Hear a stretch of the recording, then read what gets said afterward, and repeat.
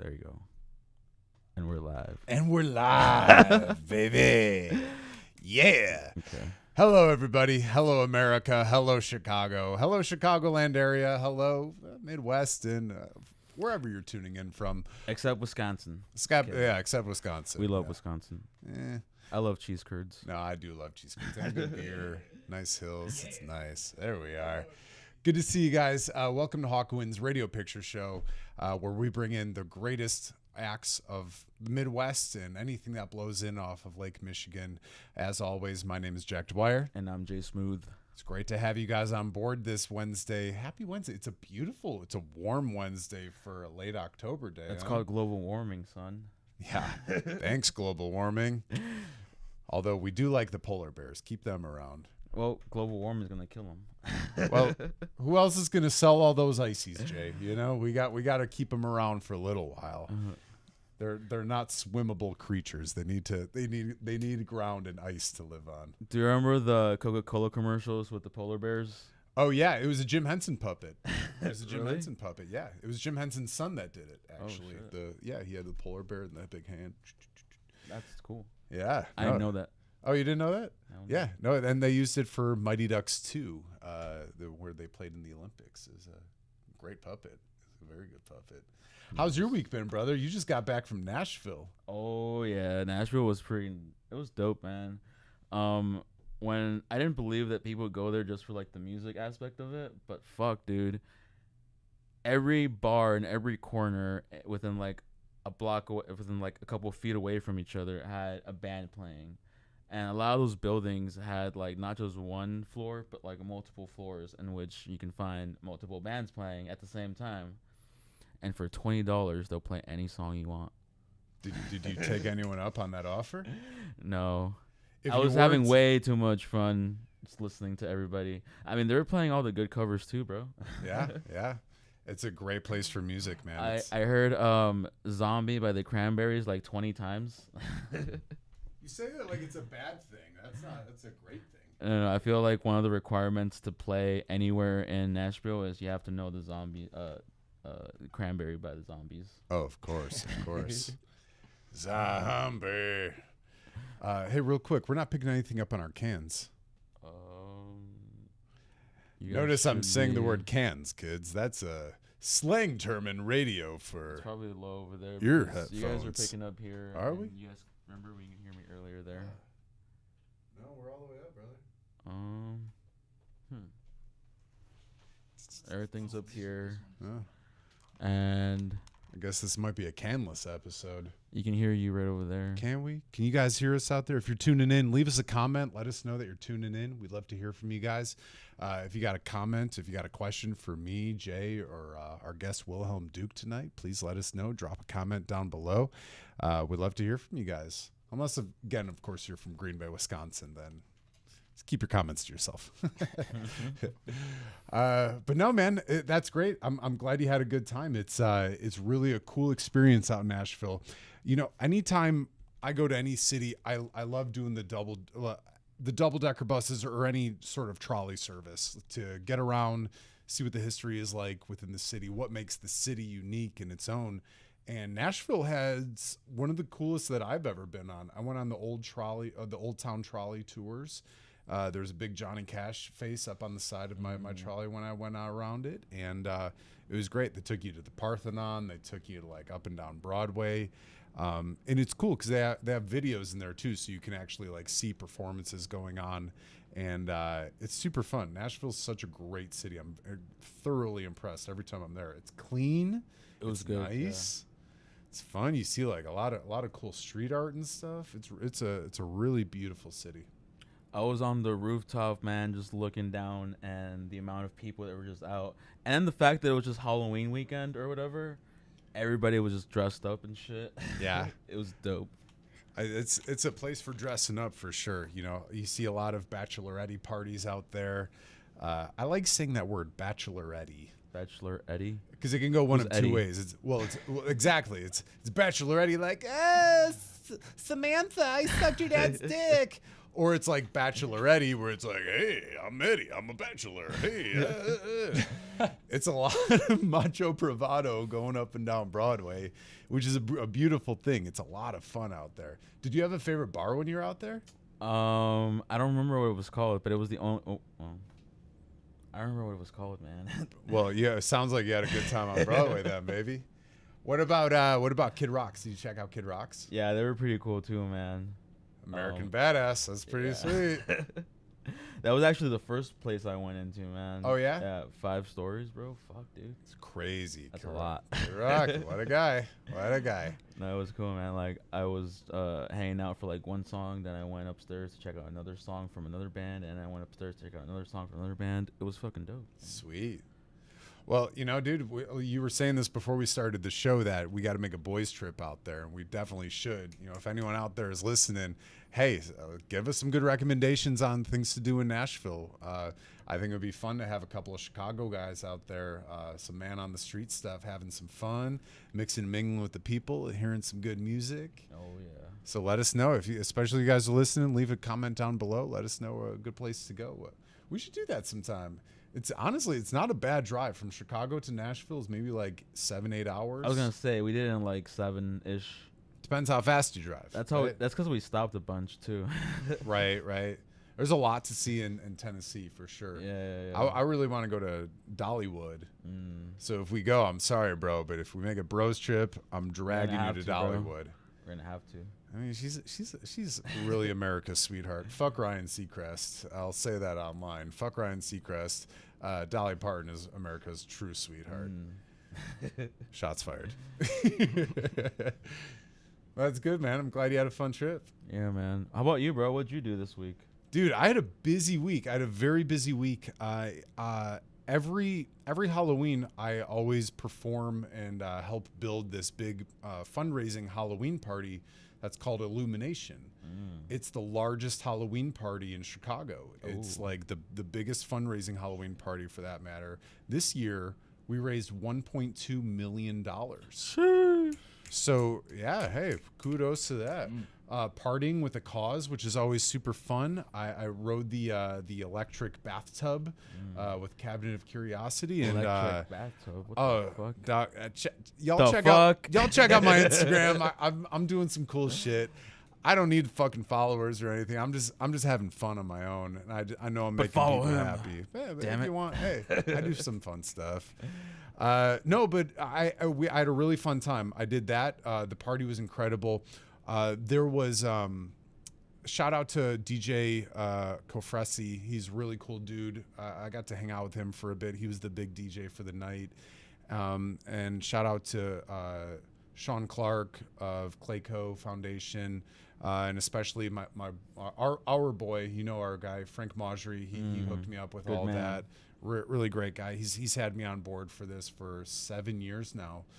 So it's been super fun. I'm incredibly blessed to do it every week or every year. And no, it was super fun. I did that. I was performing for that. And I was helping do some building, load up, set up, and everything for that. But in the last 2 weeks, I've been hanging out with my primo, my boy Juan, and his girl Courtney. We've been going out. They were also a part of Illumination, but we've also been going to some roller rinks lately. So I've been hitting the roller rinks, man, which is super fun. You been fruit booting? Kidding. What do you mean fruit booting? Hey, what me and my Speedo do on the weekends is my business, Jay. No, bro. No, I was having fun. The first time, so we go to this place called Fleetwood Roller Rink. It's in Summit, Illinois, and I had not been since I was a kid skating there. But you know, old Jackie boy, I've got quite a resume. I actually used to be a bingo and a trivia host at Fergie and Foz, which is the bar that's connected to the roller rink. So if you're rolling around, you can pull your wheels up, go to Fergie and Foz. There's actually like a miniature roller rink in the middle of the bar area. Oh shit! Shout out Dina, the owner. Love you. Mwah. Good to see you, darling. We'd love to host a show there too. Hey, it's a cool spot, man. They got a big stage. They got a little area for people to like do little like footwork and stuff for roller skating. It's a miniature rink within the bar. And oh man, we've been having fun.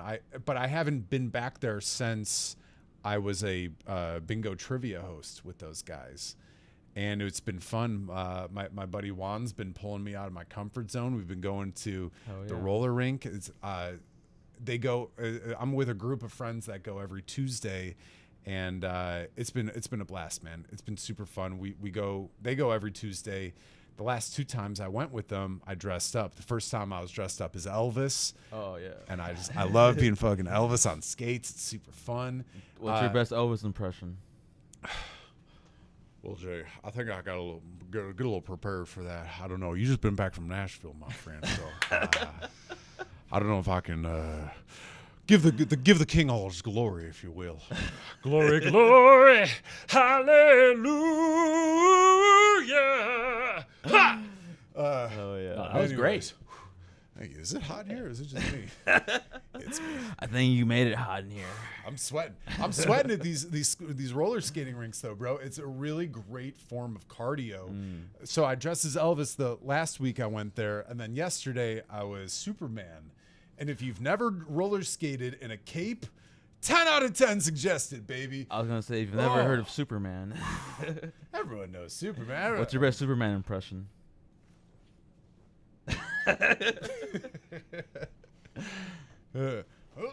No, Superman's been fun. It was a really cool time. Honestly, if anyone wants to roll with us, we always go to Fleetwood Roller Rink Tuesday nights. It starts at 8:00. It's $10 cover. It's super fun. Bring your own blades, bring some lights, bring costumes. It's always fun to just kind of be a hot dog for the night. It's always a good time. Sponsor us, roller rink. Yeah, sponsor us. We'd love to. Also, Zins, sponsor us too. We appreciate it. Please do it. Yum. Anyways, But we got a great show for you. What do you say we get to the show? Let's rock and roll, baby. Let's have some fun. They've had enough of us. Yeah. You guys don't need to hear any more of us. We try to stay relevant. We try to stay cool with the kids. What are you doing in Chicago? Doing this hop up and this and that. But no, I Have will you heard real quick? Have you heard of the new sensation Moodang? Refresh me. Oh my god, it's like a mini hippo, and Oh yeah. you know that mini hippo that's always very moist and unbothered. It's like say that one more time. It's a mini hippo that's always moist and unbothered. I thought you were talking about my girl. I'm kidding. No, She stays moist and bothered. I was gonna. But carry on about your hippo. Anyways, Moodang is the newest internet sensation from Thailand. He's cute. He's very cute. He's it's a she. My apologies. I have seen photos. I didn't really read into it too much. It seems like a Pablo Escobar like miniature toy poodle chihuahua of the hippo world. Yeah. Which can easily rip apart any human. They're maybe the supreme mammal out there. Like the regular hippos, dude, they're fucking nuts, dude. They can go underwater and then fucking with one bite, just bite your whole fucking face off. Yeah. They're nuts. I'll send you some videos on the internet. Anyways, enough about biting faces off. Yeah. Let's get to the show. Tonight, our very special guest star is going to be a very good friend of mine. He is a rapper. He's an artist of all different sorts of mediums. He's an actor, very funny, a great human, Swedish-American rap artist and multi-artist, because this dude's awesome. Thank you. Everybody, please that. welcome to the show, Mr. Wilhelm Duke. Hawkwind's Radio Picture Show. Thank you for having me, Jay Smooth Ooh. and Jack. I'm really happy to be here, and Thank you for we're already coming, having a great time. We already started this thing off right, so Yeah, baby, Yeah. you know it. You enjoying the zins? You enjoying Oh, the, yeah, the I'm weed pen and the whiskey? zooted off the zins, enjoying the whiskey and the weed pen, the trifecta of Zootness. substances. I'm great, absolutely. We're the Zoot trio, baby. Zootness. Your royal Zootness is Triple Zoot and I. Triple C's of Triple C. the triple Z's of live broadcasting. Yeah, Oh, baby. hell yeah. Well, let's kick it off, baby. What's for those who are just tuning in who've never heard of Wilhelm Duke, tell us about yourself. Who are you as a person? Who are you as an artist? Well, who I am as a person, hypersocial, soon to be father, husband. Congrats. Thank you. And then who am I as an artist? I'm Wilhelm Duke, the Swedish American rapper. I've been making music, rapping in Chicago since 2012. Been through a few different aliases and brands. Started the Wilhelm Duke thing up, which are my real government middle names. Started that up in 2019. And I will be one of the biggest, greatest rappers of all time. Oh, yeah. And then do some other mediums of art as well for fun. But until that time, I mean, I love the community. I love helping out rappers because before I was ever a rapper, I was fascinated and in love with the idea of what a rapper was. So I feel like I have a lot of game to give back, do a lot of services for artists, and yeah, I mean, that's basically the quick 411. You said you were fascinated with the idea of what a rapper was. What in your mind, what is your idea of what a rapper should be or was, I guess? I think growing up, it was like perfect. No, thank you. Growing up, I was fascinated with the coolness, the bravado, the power, for sure. But as I started reading a lot more books growing up, getting into poetry, things like that, quickly fell in love with the idea of hip-hop being a vehicle to spread your message, as well as your poetry.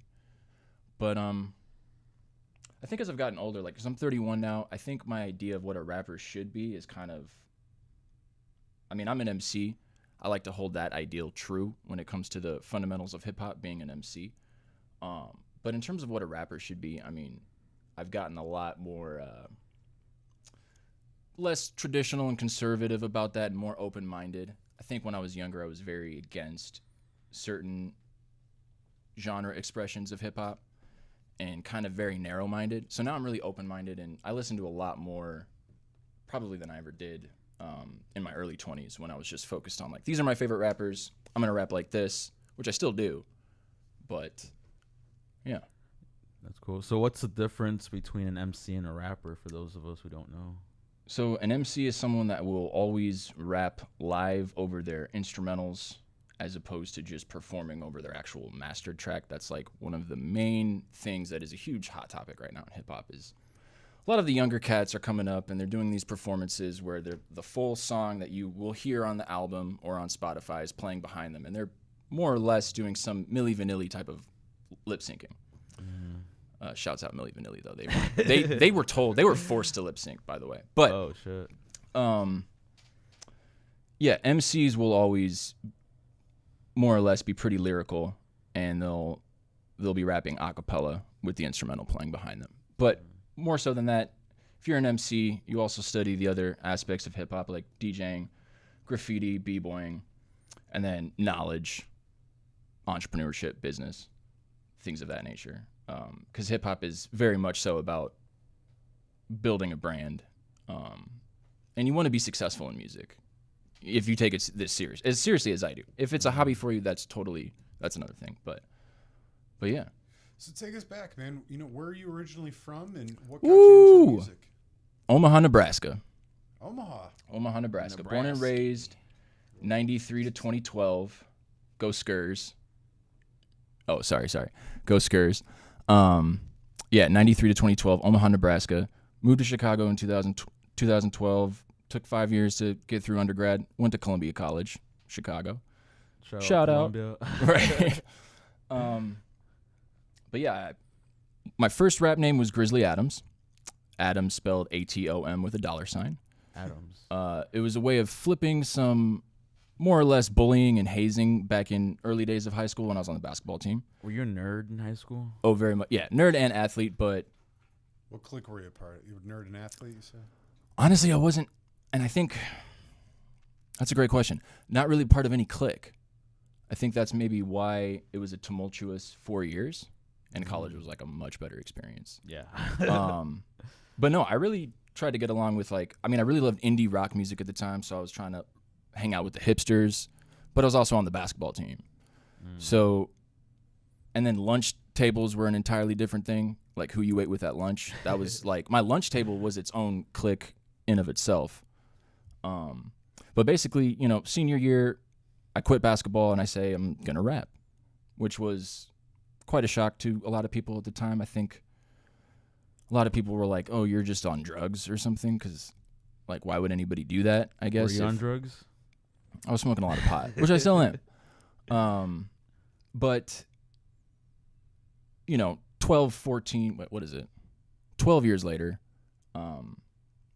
definitely something to look back on. And, yeah, no, I mean, proved myself right, proved others wrong.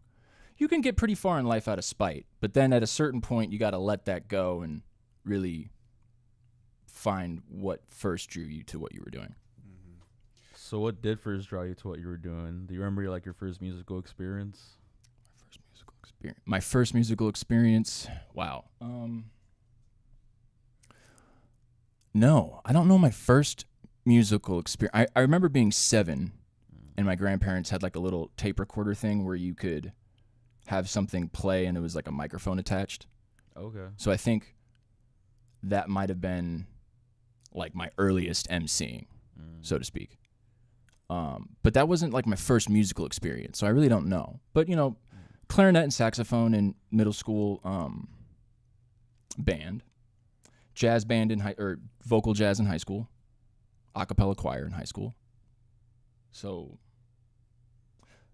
quite a musical upbringing, definitely, and, you know, from the academic perspective, for sure.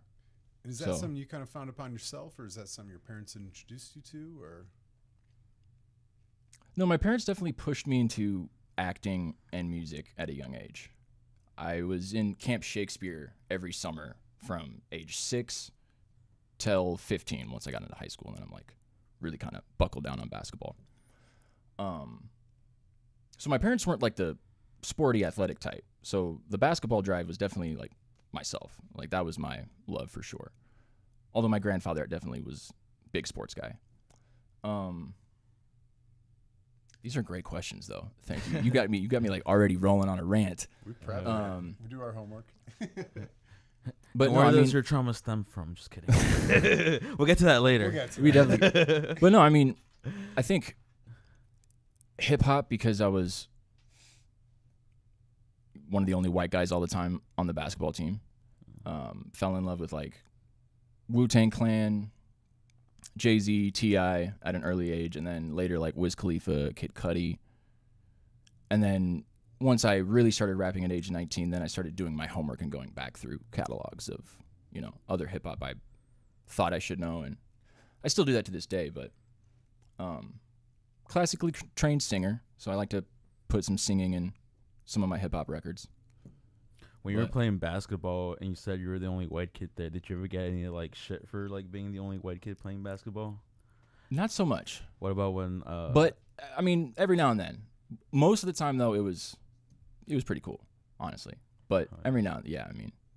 What about when you started rapping? Okay, so let me preface. The first high school I went to, freshman, sophomore year, was an all-boys Jesuit prep school. So that's where like the hazing and the bullying came from on the basketball team. Then when I switched to the public high school, basketball was really just me butting heads with the coaches. But the guys were great. I remember driving my teammates to parties, you know, like in the hood. Crazy experiences. And yeah, I mean, but when I quit basketball and started rapping was my senior year. And yeah, like everybody on the basketball team was like, dude, what are you doing? You know? But I mean, I saw the writing on the wall. I was on a state championship team, and I would have been 12th through 15th out of 15. So I was like, and then not a really good experience my junior year with the coach. So I'm like, no, I'm going to dive fully into hip hop and rapping because I think and I know that I can do this. But it took me a while to get to a point that was palatable and good. So it wasn't. While emceeing might have been natural, making good hip hop music was something I struggled with for a number of years. You know, that's really interesting that you say that you went to camps for acting, and that's something in performance on a stage for acting. was kind of your upbringing, and then making that switch into rap artistry.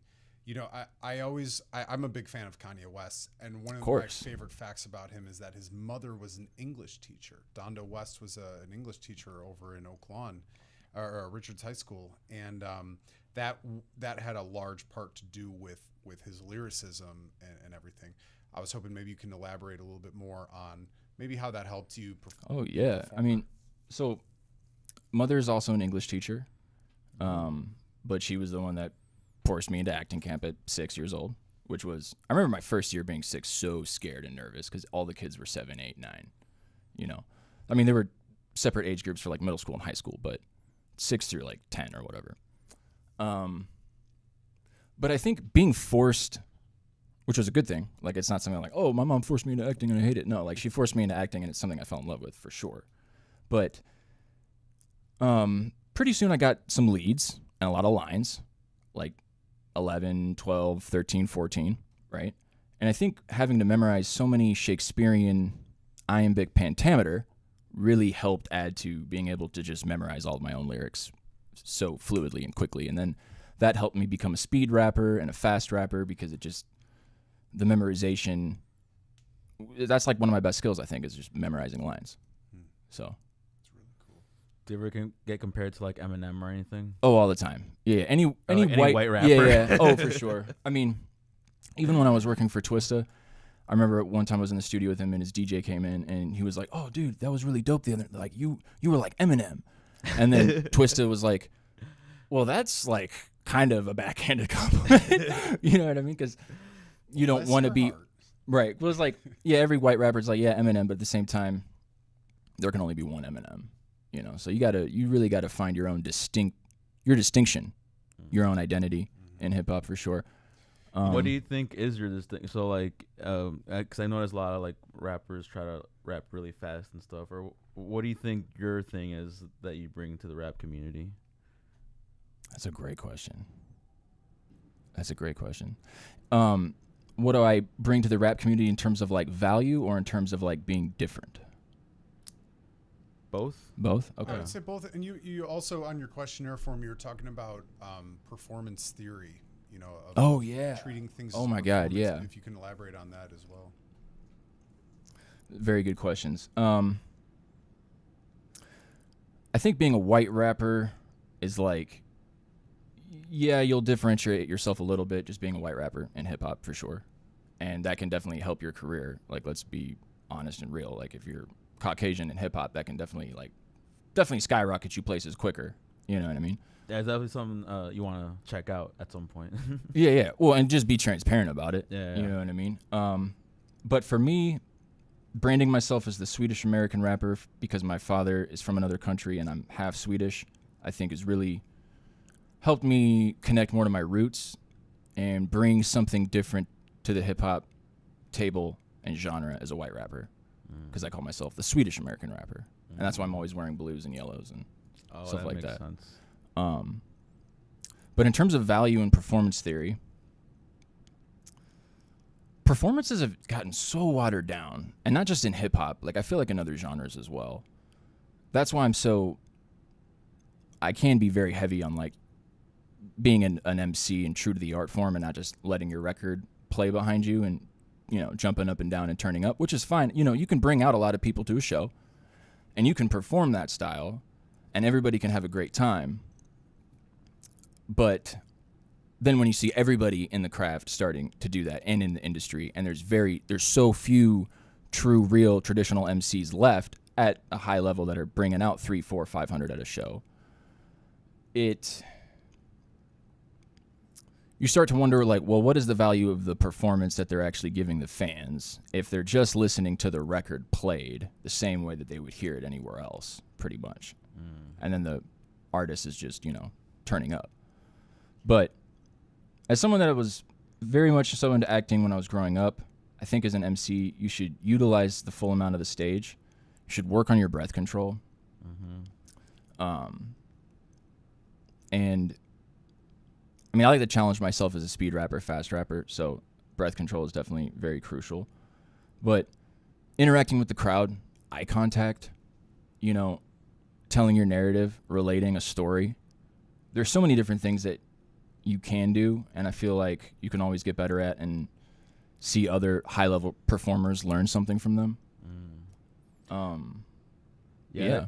Yeah, that kind of reminds me of like when I go see a band live, and it's not the same as when you hear the actual like record, but that's the fun part about it, because it's not like if I wanted to listen to the record, I'd go listen to the record, right? I'm here to watch them live. They're not going to be exactly how they played on the record, and that's the fun part about it. Like, I want to hear what a human playing the song sounds like, you know what I mean? And that's kind of how I relate to that, what you just said. Absolutely. And that's how I feel.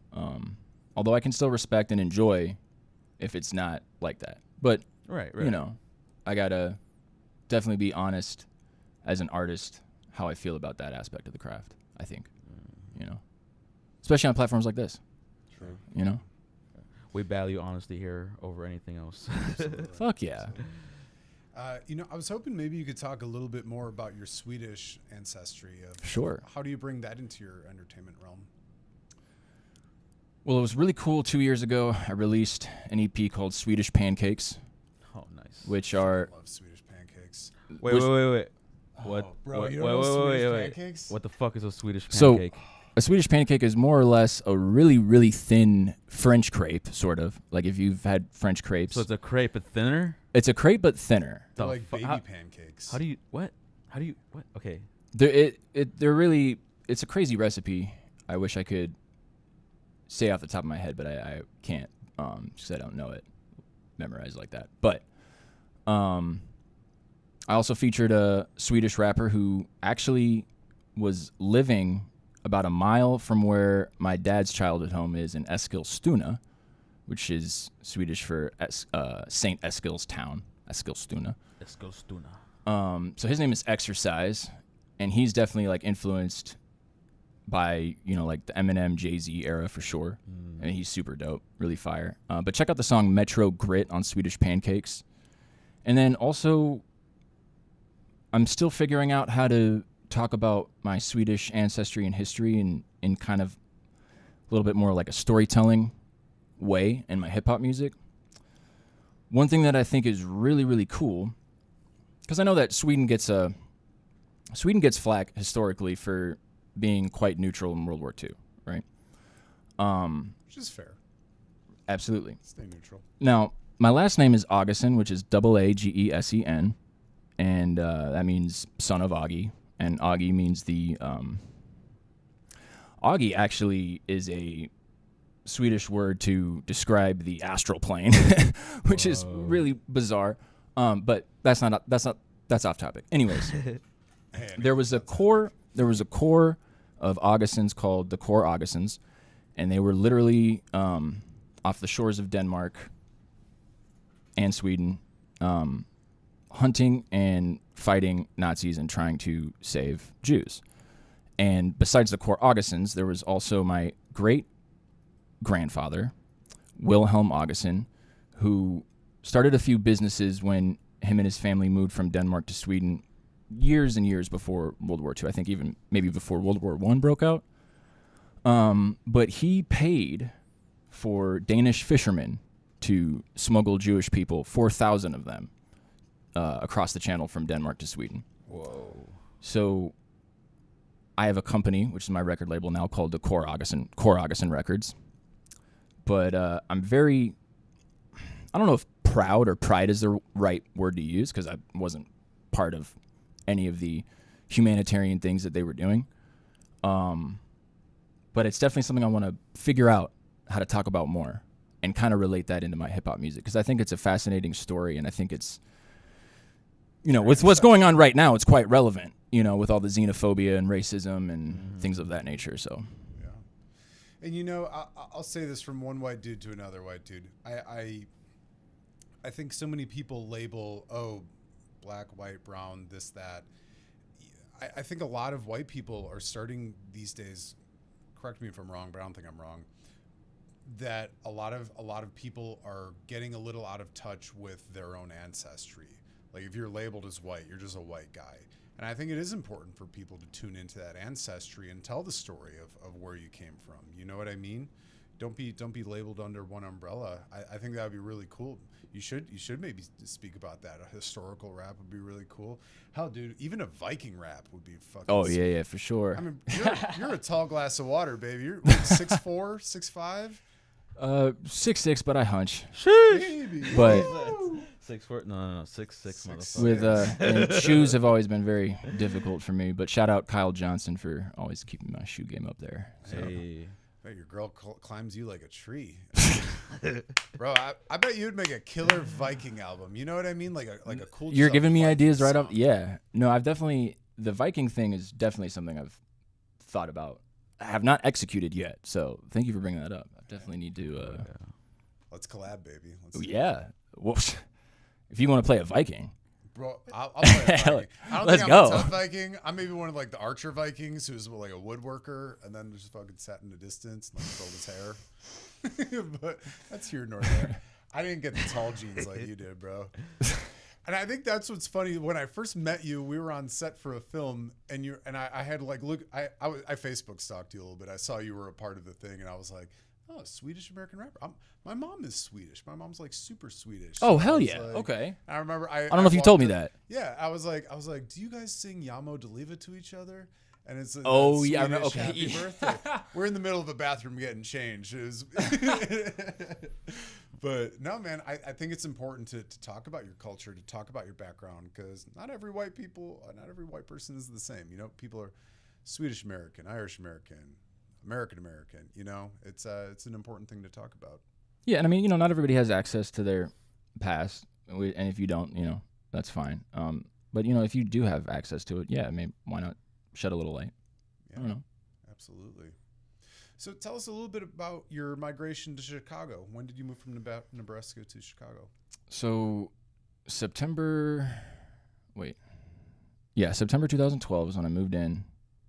University Center off Harrison State Street, down there in the South Loop.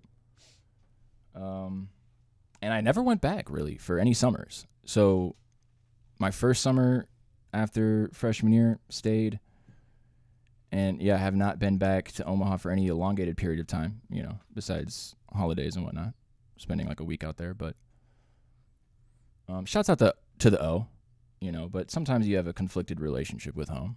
Sure. You know What's what I'm saying? like one cool thing about Omaha that you would tell the world? One cool fact or anything? The indie music scene and bands that came out of Omaha late 90s, early 2000s is definitely something I was heavily influenced by. The Faint, Bright Eyes, Cursive, Tilly and the Wall, Saddle Creek Records. Is that record label? Yeah. And,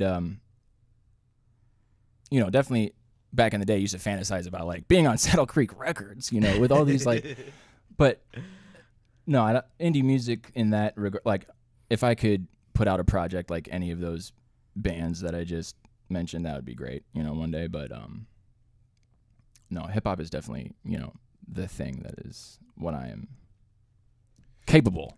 Do you fantasize about being in any record labels now? Being signed to any record labels? For years in my 20s, I did, yeah.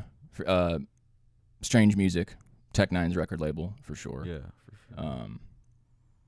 Dreamville, J. Cole's thing, TDE, Atlantic. I mean, I feel like I, at one point or time in my 20s, especially before I started the Wilhelm Duke brand in 2019, definitely was like, oh my gosh, I got to get signed to this label, or I got to get, I got to submit my stuff here, do this competition to get noticed by this record label. True.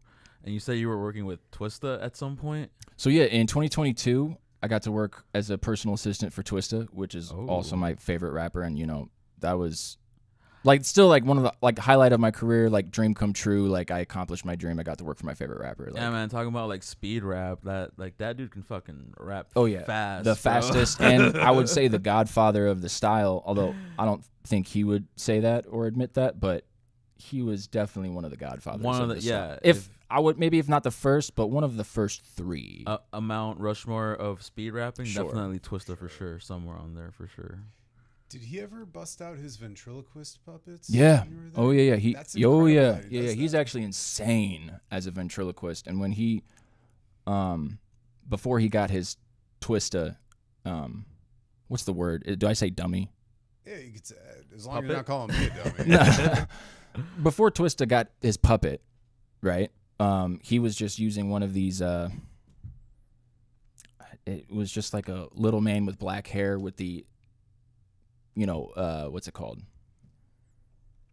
Accentuated features and like a little tux, with the crazy mouth and everything. But when I first saw him do ventriloquism in the studio, that was like, wait a minute. So you're like the fastest rapper on the planet and you're a ventriloquist? Like, what? That like ruined me in the sense that like that was mind blowing. And he's really good too. Like he's, if he wasn't a rapper and he was just, he would be a ventriloquist. You know what I mean? Doesn't he have a collection of owls too? I think I read that online one day. Maybe that might be false. That I don't know, but that is a great question. He definitely does have a dope collection of guns because he's a gun instructor, gun safety instructor. So That's wild. that was also really cool. He has like Nintendo, like the old Nintendo video game system. He has all that branding on some of his guns. It was like, what? That's cool. It's crazy. What are some of the best life lessons you might have learned from Twista?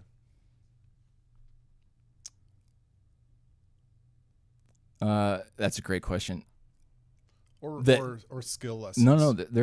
So he one time told me that like 85% of all recording artists are very upset with their record label.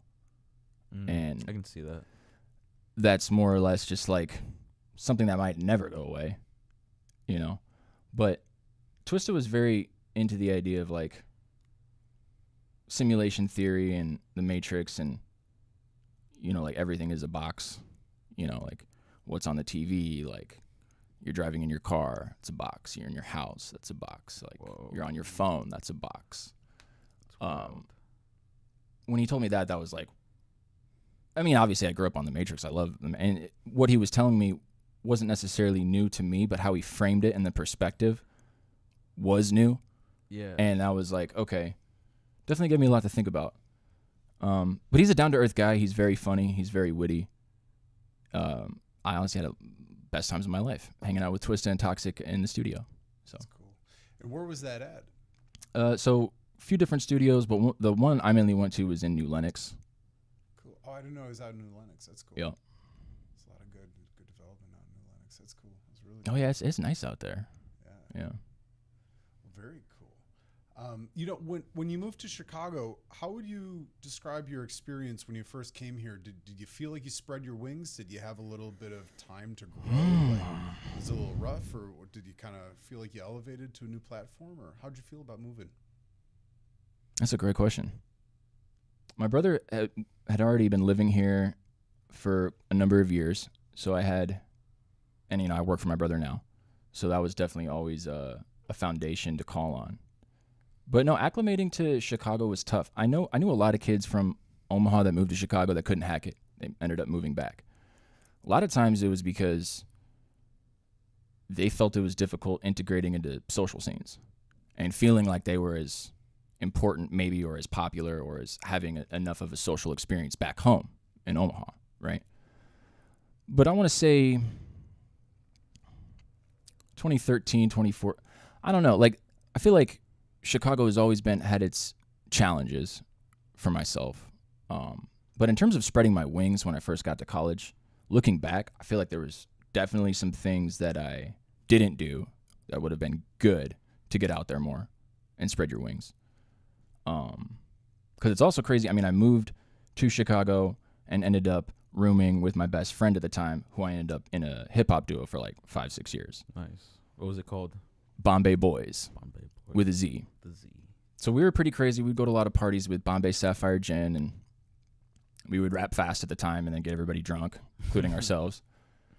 But that ended about 2019, and then immediately picked up the Wilhelm Duke mantle, which had already been brewing for a little bit, the idea of being a solo artist. But Cool, very cool. Do you have any fun war stories of when you were doing the early rapping stuff with your friend? yeah, I know you do. Well, before we were Bombay Boys, it was Grizzly Adams, Rappa Heartless, who I'm still rapping and collaborating with to this day. Shout out Rap Heartless. We did a competition to try to get signed to Atlantic Records at the what is now no longer the Joint in Chicago. The Joint, Joynt, was a bar off LaSalle, I think, in River North. Yeah. But so we had a 4-piece hip hop group. This was before Bombay Boys. We were killing it. We made it to the final round, and we were going up against a 4-piece of preteen gals that were doing some like interesting hip hop pop music, and like they had these dance routines. One of the rules at the competition was you can't repeat any songs for any round. All songs have to be new. So for the final round, we did a new song. Can't even remember what it was. I know we killed it. They did the same song that they had done from a previous round. And we thought because we were older artists that were in hip hop that we would be signed. We ended up losing, even though they did the same song. And then I don't ever know what happened to that 4-piece of girls. So like perhaps they got signed and then shelved. You know, I don't know. Blessing in disguise for sure. I don't think being signed to Atlantic Records was in hindsight 2020, you know, that wouldn't have been a good decision. So that's a, you know, music industry war story, but, you know, through all the partying that we did, a lot of it was kind of unsafe, you know what I mean? So, but, you know, it was a different time. We were wild, definitely wild as fuck. Yeah. But, you know, nothing violent, just partying, you know what I'm saying? That's in any arts, right? Yeah. Come on. I just preface. For sure. We do have a couple comments down here. We got some comments from White Noise. I know he's one of your shout-outs. Shout out White Noise. Been working with him for about the last 2 years. He's phenomenal. He's like the fastest rising rapper I've ever seen in Chicago. Shout out White Noise. He's leaving us a lot of love here. He's saying, bring on the Duke, real MC, let's get it. Excited for the interview with Wilhelm Duke. He quotes, you can get pretty far in life with life out of spite. Bars, I'm taking that. He also said no karaoke. Yeah, no. Well, because that's what shout out White Noise for the no karaoke point, because that's what a lot of these artists are essentially doing. And in fact, it would be more impressive if you were actually doing karaoke, because when you do karaoke, there's not your own voice that's perfect on the record playing with you. So, like, what the fuck? You know, we might as well be doing karaoke, because it would actually be more impressive if you were able, you know? So. Well, we appreciate the comments from White Hell Noise. Yeah, thanks for the love. If any of you guys out there watching, listening, please leave a comment down below. Let us know if you got a comment for me, Jay, or Wilhelm here. Just let us know. We'd love to answer your questions, and we're here to have some fun. We'll be And here subscribe to our channel right now. Of course. Subscribe or die. Do it. I'm not the one making the decisions. It's the Grim Reaper. Subscribe or die. We're just the messenger boys. Don't shoot Messenger men. Yeah, messenger men. Yeah. Well, cool. Well, so, you know, you're also into the performing arts. You're an actor. Hell yeah. Tell us a little bit about your scene in the acting world. So, definitely my wife pushing me to act. Oh, yeah. There you go. Definitely my wife pushing me to act more, because she knows that that's one of my things that I used to do. But, you know, I was doing some of the Beagle Studio stuff. That's where we met, obviously. And then, you know, I'm getting into more of this costuming side of the performance. So getting to dress up as Batman and Spider-Man twice now already has been a blast. But beyond that, I mean, you know, I've been doing some short films for a homie over in DePaul, Aiden Helmerson. Shout out Aiden Helmerson. And his twin brother, Tristan. Dope filmmakers, and I just like being part of their projects. They sound Swedish. Oh yeah, well Norwegian technically, but yeah, no, they're very Scandinavian. There's some Vikings for sure, very Scandinavian. Yeah, not much of a difference. But you know, since I've got back into acting, I guess the last year and a half, 2 years, I haven't been able to do a whole lot. But you know, I've been submitting to stuff and just trying to find gigs, and we'll see what happens. You know, I'm really open to a lot. So cool. You're like a Marky Mark Wahlberg, man. You're really past it, for sure. That's You know, I don't know if that's a compliment. I'm just no, kidding. that's a great compliment, bro. I mean, definitely on the acting side. But, you know, back in the day, I mean, there was definitely some mock. skill there, too. I mean, I feel like he just got intimidated by Eminem and then was like, you know, I'm not going to do the rap thing anymore. But, I mean, I would say Marky Mark had some skill with hip-hop. Were you keeping up with the whole like MGK and Eminem like rap feud? Oh, yeah. I mean, I'll say to this day that I think MGK won that battle. Why do you think that is? So on Rap Devil, MGK made a lot of points about Eminem. Like, why were you trying to like blacklist my career, derail my career when I was at Interscope under Jimmy Iovine, and brought up a lot of different points around Eminem kind of backdooring MGK's music career, which Eminem never responded to in his Kill Shot. It was an amazing song technically, and you know Eminem's very surgical, but just the things Eminem was saying in that response was a lot of puns off MGK's, you know, just his brand or personality or whatever, whereas MGK's Rap Devil was taking direct shots and asking questions like, yo, can you explain why you've been such a hater for pretty much my whole career, beyond, you know, back when MGK said something about Eminem's daughter and he didn't know that there was an age discrepancy there, and then had to walk back his comment. But then it brewed for years beyond that. But I'm a fan of both, so it's like, whatever. And also, the ruffling of feathers on either rapper brings both of them clout, which is kind of an interesting thing about the rap community, where you're dissing on each other. Do you have anyone you have beef with, or maybe not beef, but you know, you kind of goof around, you shoot the shit back and forth? Or? If not, let's start one right now. Oh yeah. Who's the rapper you want to? No, I joke with a lot of the rappers in the Chicago community, like, yo, can we just start beefing with each other so we can like blow up already? Like, what the fuck's up, y'all? Like, what's going on? When did it turn into a drama scene? Not to say it's a drama scene, but you know what I mean? Like when, like the local music scene? No, I mean like when rap artists on a mainstream started shooting back and forth at each Well, it didn't definitely start with the Tupac Biggie era. I was gonna say it didn't start as like just like fucking just them doing it for clout. It like legitimately started as them like just genuinely disliking each other. Yeah. And they were literally killing each other, beating each other up and shit, you know. Some was gang affiliated, right? Well, and that also had a lot to do with it. A lot of it had to do with them being from one side East Coast, and the other West side. Coast, You know what I mean? Yeah. sure. So I feel like now it's more of a like just like a bits. You know what I mean? Like what's his face? Drake and who the Kendrick fuck? Lamar. Drake and Kendrick Lamar. Yeah. That shit was pretty wild. What do you think about that? I mean, I think Kendrick unanimously won. Obviously, it's not going to do anything really to Drake's career overall. Yeah, it's still the same. So, I mean, yeah, there's definitely maybe a different perspective that the public might have over Drake and Kendrick now at this point. But I feel like it was overall good for hip-hop. You know, as long as nobody's getting killed, I think it's good for hip-hop. Yeah, rap beefs aren't the same as what they used to be back in the day. Yeah, nobody's shooting anymore. That's so lame. Just kidding. Do you think J-Lo carried that gun into that Diddy shooting? How deep are we in this rabbit hole? Because I know on your Q form you said you could talk about the Diddy thing. So, how much baby oil in total do you think was used? Were you ever smothered in baby oil?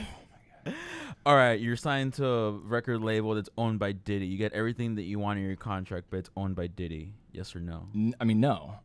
And well, so what's fascinating is all of the footage that has been resurfacing from decades past of Diddy saying things, and all of that definitely points and adds up to him being quite a weirdo and power creep or whatever. But will they disclose all of the people that Diddy answers to, clientele, when it comes to like the trafficking and the drugging people and the, you know, non-consensual stuff? Like, will Diddy just go down in the sense that, like, you know, an Epstein and Ghislaine Maxwell, not saying that they're the exact same, but in the comparison of, like, you know, Epstein goes down, no clients. Ghislaine Maxwell in the can, no clients. Diddy now has been, you know, raided and now arrested, I believe, and will it just be Diddy that goes down? I mean, I feel like that's how they planned it to be. You know what I mean? Whoever, if there was people in charge of him, they made it so that if Diddy goes down, he's the only one that goes down. They probably have like some threats against like his family or something. I don't know how the fuck they do. Who knows? Shit, but I'm pretty sure they formulated so that just whoever the big person on the screen, that's who goes down. Maybe. If there is other people involved, you know what I mean? There are. Sure. I've got a very interesting idea of the whole situation, even with Epstein and Diddy and even, dare I say, Michael Jackson. If I died tomorrow, I didn't kill myself. He's had to say that multiple times on the show. Multiple times. I'm very happy with my life, but I'm calling some shit out. I came across this idea of the construct that this whole idea has been going through, where it is human trafficking, and it's the same kind of people who are doing this, and they're all kind of orchestrated and kind of like interwebbed together. And the idea was that because this dude on the I forgot where the source was, but he was like dudes like Epstein just don't buy islands. You know what I mean? If you're rich, like you don't just buy an island. So what the theory is that this construct of human trafficking and like abducting people and bringing them to this pleasure island, if you will, has been a construct through years. And they're even saying that Epstein's like protege was the dude who ran Abercrombie and Fitch, which he just went down. Yeah. And so but they're kind of tracing the string line to all these guys. But what they're saying is that even with Diddy, like he might have been, he's going down right now, but the construct is going down. He might just be the face of it and that spectrum of it, but there's this whole other construct that's going around. Like the system that is being unraveled of other players and middlemen, and it's more than contacts. It's the construct of the whole idea in itself. Have you heard of the black market? Oh yeah, I've heard of the black market. So people get abducted and taken into these like wherever, forest, warehouses, whatever the fuck, and they're being forced to pretty much do like a Hunger Games type of thing, where they just pretty much fight for their life. And the people controlling this are like these really like rich billionaires who like have nothing better else to do with their money and just are fucking psychos and abduct like homeless people or like people of like very like low societal level or whatever. They'll take them because nobody, you know what I mean, if you're a homeless guy, right, very little people are like checking out on you. So they take them into these like islands or forests or whatever private fucking things they can get, and then they'll just do like a Hunger Games type of thing where people just fight to the death. That's crazy. And then you can go on the you can go online and fucking buy their eyeballs as a souvenir. That, and they broadcast the whole thing. Yeah. It's all being broadcasted so you can see.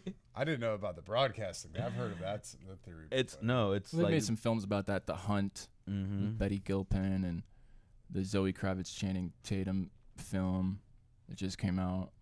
So they're definitely talking about it, and all, There are people talking about it. Can I make another weird claim? And I'm not accusing by any means. Ashton Kutcher, who's that's what my wife thinks.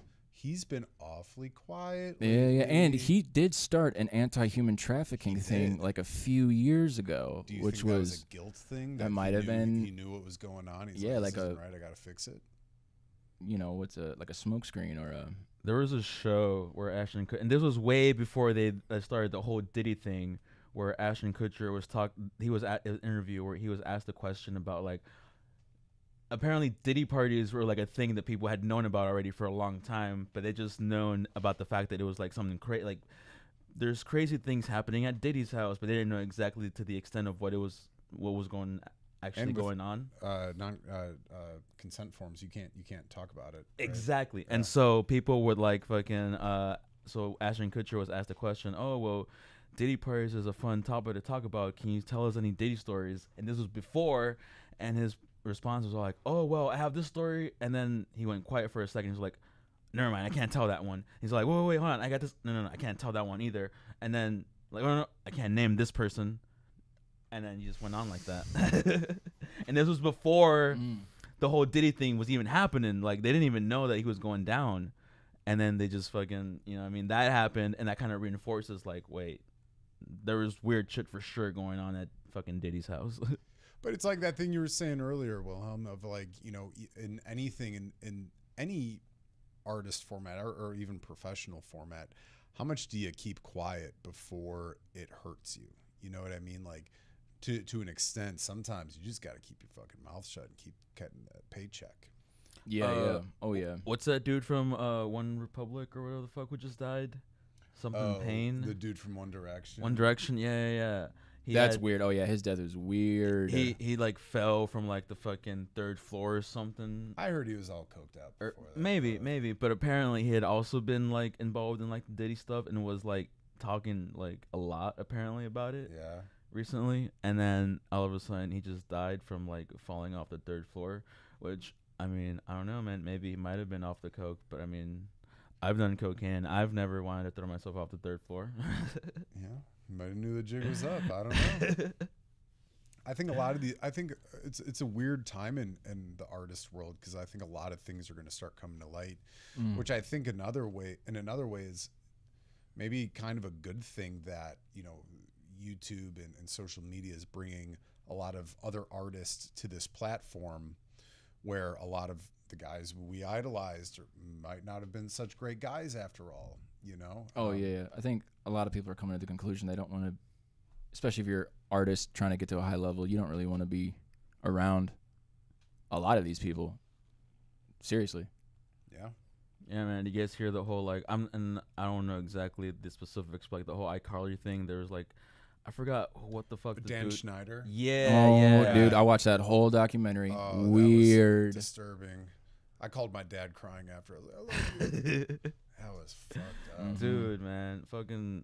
And iCarly, like, I never watched it all that much. Like, I wasn't a huge fan, but like, they were fucking kids, bro. They were fucking little fucking kids. The fact that Nickelodeon got all these kids to send them feet pictures. Dude, that's fucking weird. The whole that pickle is- boy guy with pickle boy. giant Oh, pickles fuck, and dude. And he you had know, the just gay making spade. weird phallic references to 11 and 12-year-olds, you know, like, yeah. How did you not like? How was that not discussed? How was that not red flagged? You know? And then especially in the later years with was Ariana Grande.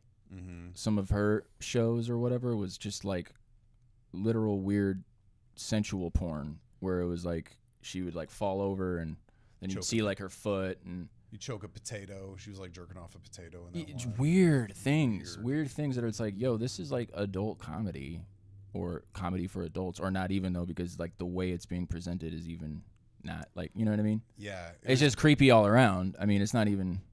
Yeah, it was read between the lines humor. I don't know what Sure. context that would go off better, you know, if it was Yeah. two adults doing that to each other. You know what I mean? So, Right. It was weird. and a lot of those kids, yeah. I mean, a lot of the adults that they interviewed that were kids on that show, I mean, they're not doing anything in that part of the industry anymore. You know, and they've been out of it for probably because it was so weird. You know, Yeah. so Except Keenan Thompson, he's still crushing it right now. yeah, yeah. The SNL years, yep. But yeah, who knows? I think a lot of weird things are going to start coming to light pretty soon, but we'll see. Honestly, I hope they do. The more that it implodes, quicker, yeah, I'm down.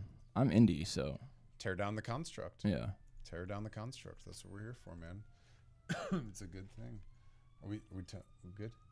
Yeah, we're good. I was just re-signing in. Oh, okay. Well, cool. Have you guys seen That's So Raven? That show? Oh yeah, of course. What's that one?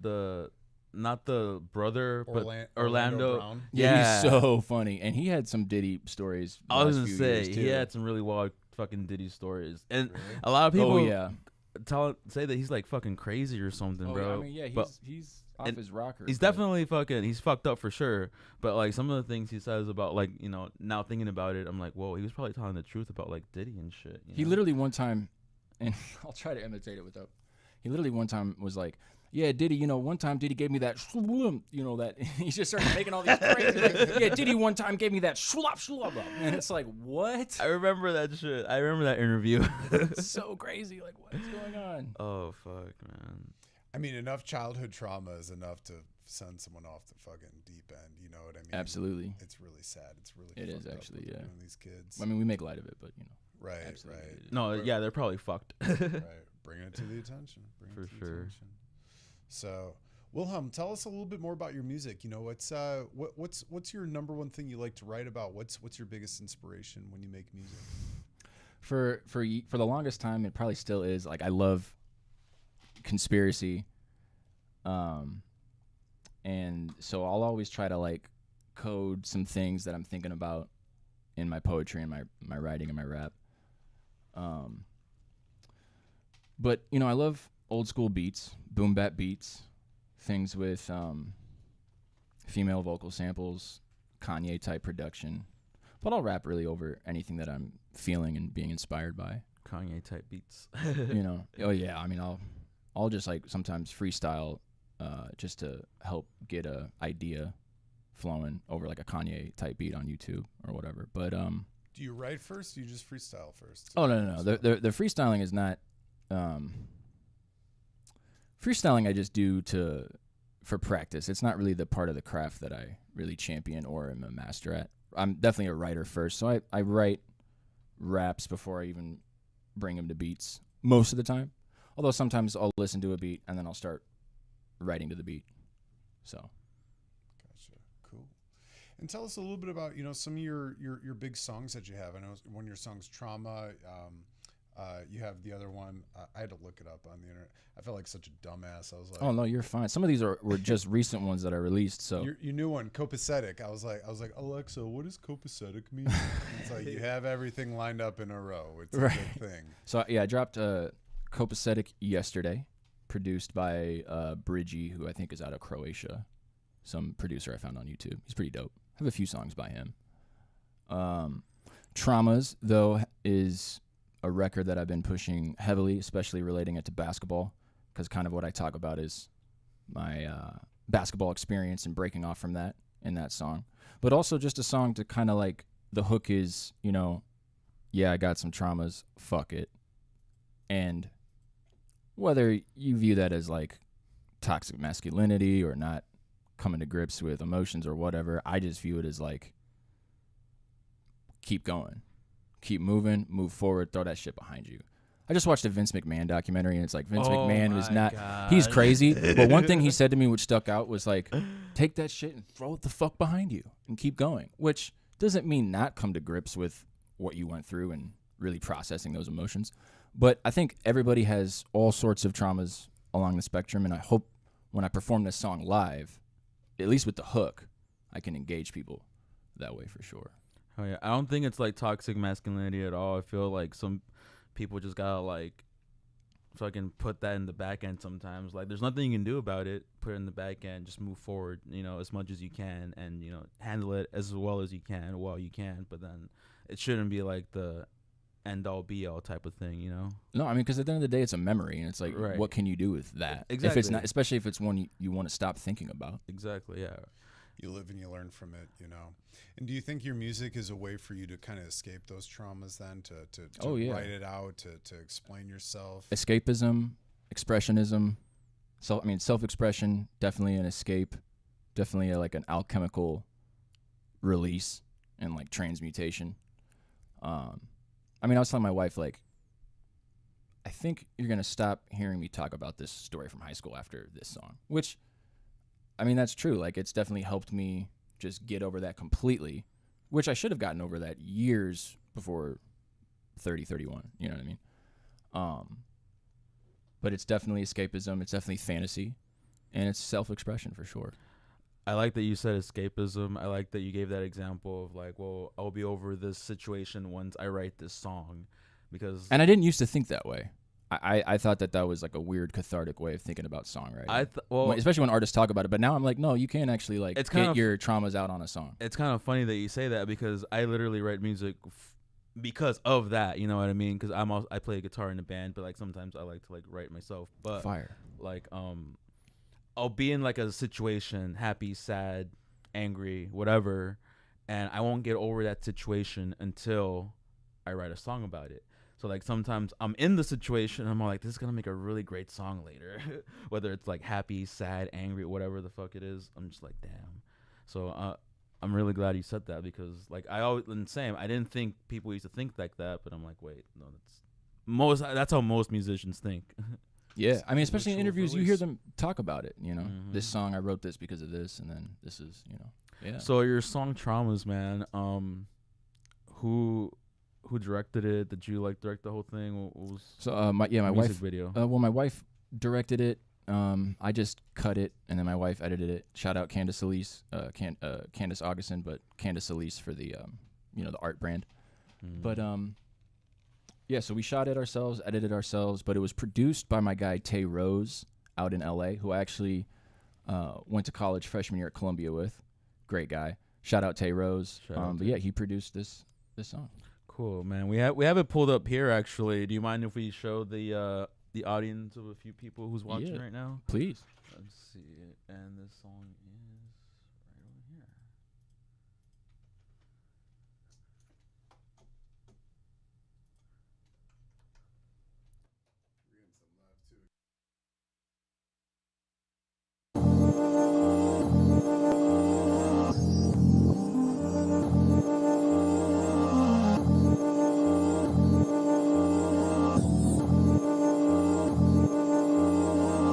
Yeah, I got some traumas.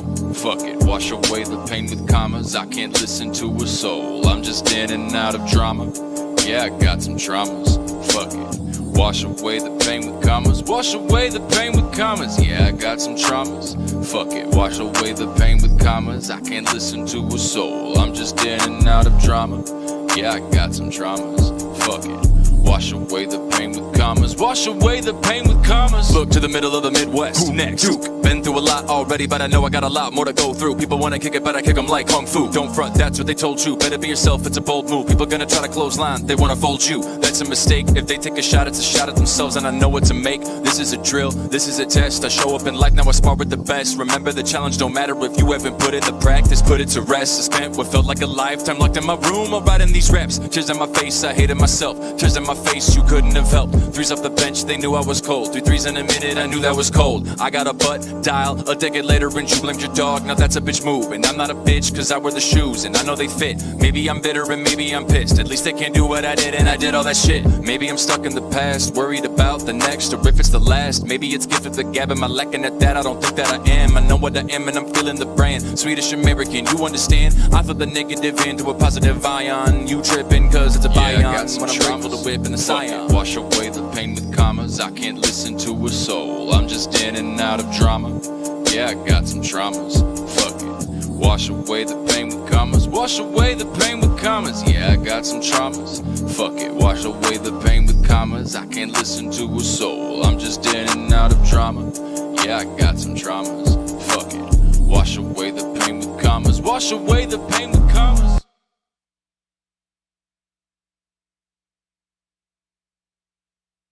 Getting rich. But it's the double entendre. You don't think Commas? that getting rich will solve all your issues? I don't think there's any nobility in being poor. So therefore, you should acquire as much currency and disregard. No, I'm kidding. But yes, Not wrong. You don't You know what think I mean? poor people are noble? Just kidding. no. I think poor people are the most noble. I just Takes money to make things. takes money to make things. Oh yeah. I mean, if I didn't have the specific ambitions that I did, then yeah. But that's actually so philosophical. Fuck, you just got me on a. No, I mean like, and you know, how many poor people are actually trying to get out of their situation versus they're not? I mean, I'm sure a majority of them are trying to not be poor. So, in the sense of there's no nobility in being poor, I kind of. And then feel like how many rich people got rich because they worked for it compared to the amount that just were given richness, you know? Oh yeah, I mean inheritance versus. Oh yeah, I mean that's, and you don't really know. You never really know unless someone's like, so yeah, no, I I didn't come from anything, and I did this all on my own, and I'm self-made. You know, Vince McMahon was like, I'm a self-made billionaire. You know, it's not my fault. You guys are all poor, paying tickets to my WWE. You know, so His dad's company You want to took stop over, being though? poor? Say Just what? stop It being was his, poor. it was his dad's company he took over, though. yeah, Right? I mean, Vince Yep. McMahon grew up seeing his dad being a wrestling promoter, so it's like self-made billionaire. Dude, like, okay. He knew he was getting into. Yeah. Not to say that it's really, you know, to take whatever you were inherited and make it way bigger is not easy by any means. Yeah. Is there nobility in being poor? I don't know. Maybe there's a lot more than I just said. No I one really don't know. chooses it. You know what I mean? I think. Yeah, I don't think it anybody adds- chooses it. I think it adds character to a lot of people. You know, I mean, 100%. Shit, I've been broke plenty of times in my life. I can stretch $20 pretty far. Yeah, especially living in Chicago as a single bachelor male in my 20s, being broke. And they say, this is how much money you have to live in Chicago because of the rent prices. And it's like, well, I don't think everyone's paying $3,000 for rent. We are. Yeah. Depends where you're at, right? But you know, Well, even back then, though, you know what I mean? Oh, back. like the Ben. then it was, early mid-20s. Yeah. But you know, I think that's a part of the economy, though, too. Is that you know, I wish more average Joes had more money these days, so they could take on these creative endeavors, so they could make a music video, so they could do the dreams that they want to do to have a fulfilling life. But I don't think that's really in the cards for a lot of people, especially, you know, you want to talk about nurture versus nature. You know, if you grow up in the hood and that's all you've experienced your whole life, you know, you might just think that that's the only way out of it. Because, I mean, shit, they say crime pays. It pays a lot more Literally than a 95 does. minimum Yeah. wage It job. I mean, we see it time and time again that it Yeah. actually does because this person was living for so long before they got caught. But it's like, or they're still not caught. I mean, you know, I don't know. Yeah. But, you know, I don't know. I know, man. Like, there's a lot of like people that just like they don't get given the right opportunities, man. They don't know much of anything else other than crime. You know what I mean? Like, you were saying that Vince McMahon took over WWE from his dad and shit, and that comes, you know, from like the way he was like raised and shit. There's people that like take over like gangs from their parents. You know what I mean? Right. It's fucking wild. Yeah, man. a lot of it's nurture versus nature. You know, you could be nurtured in a community and have a different kind of upbringing. Like, I know people that like have nature. like I know like people that were involved in gangs and like their fathers went into jail and then they didn't even want to be involved. Out of nowhere, they're just like, fuck, now I gotta take over because my father just went to jail and somebody has to run this fucking part of the city for whatever reason or whatever. Yeah. And then just get sucked into it. It's like, oh shit. Yeah, like, so one of my best friends' his father was high up there in a gang in Chicago, and he's not been part of it since he was like 13 or whatever. But he became very wealthy, professional card player, and he, you know, he's taking care of his whole family. You know, A lot of weird ways to make money these days. he's blown my mind. Absolutely. Oh yeah. Cool. Baccarat and blackjack. I hear what's that one dude's name with all the fucking tattoos and shit who's gotten like kicked out of like Mickey. Mickey, yeah, something, yeah. He's a smart guy to, He's to like, watch. yeah. He's been kicked out of like 20 something casinos in Las Vegas or something Yeah. like that. He's hitting on 16s when maybe you shouldn't, but he's fucking playing it Whoa. ballsy. Yeah. Oh. It's not for me. I'm not. Of Not a the, gambling type? No. You're not It's the definitely not gambling for me. man. I'm a little bit more than I like to admit. Well, with my friend that I'm referencing, I'll join in with him, but I will never do it not doing it with him, because he knows what he's doing. Yeah, absolutely. So. What's the most amount of money you're willing to lose gambling? Willing to lose? Yeah. I feel like a really small amount. $5. I'll tell you the most. Okay, the most I've ever made at a casino, which was Rivers. Yeah, it's Rivers Casino off the. Is it in Indiana? No, it's off the blue line, Cumberland, off the Cumberland blue yeah, line. yeah. 3,100 at Rivers. Okay. But Pump in. that's because I only walked in with 100. But that's because I was playing with a professional who knows what he's doing, and I would no. I mean, Baccarat and blackjack. yeah, I mean, I would have lost my entire $100 in 10 minutes if I was by myself for sure. So, I smoked a joint one time before I went up to a blackjack table, and my heart was kicking out of its fucking chest. I was like, dude, I'm fucking $100. Oh yeah, no, my right now, I don't know what I'm. no, my Gotta emotional. go into it with a clear mind. No, I don't have that ability. As soon as I sit down, I'm already nervous. Definitely don't have that ability. It's fascinating when I see other people just so calm, focused. Where do you think you strive the most as an artist then? Because some people strive in chaos, some people strive in a dark room, candlelit writing. Where do you excel the best at? That's a great question. I mean, my sanctuary is just like my room at my computer, writing raps, cycling through beats. And I develop the most as an artist.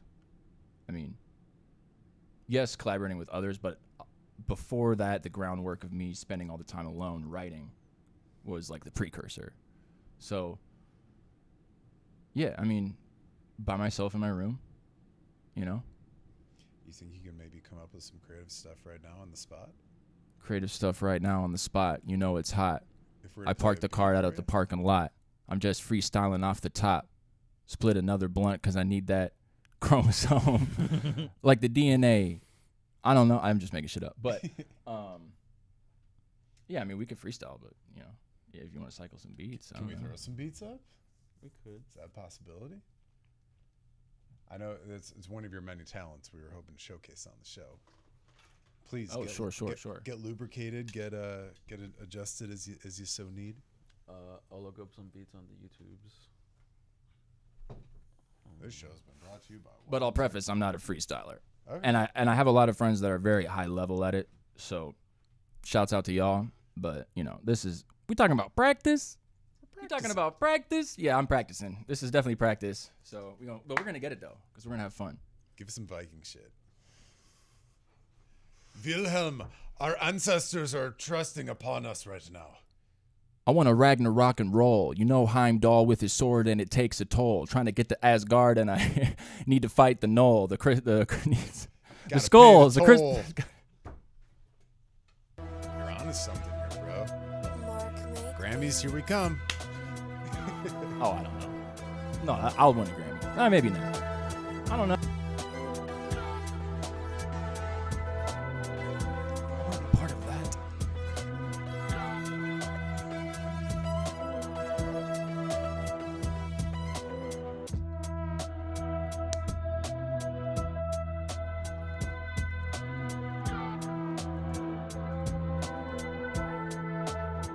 Check.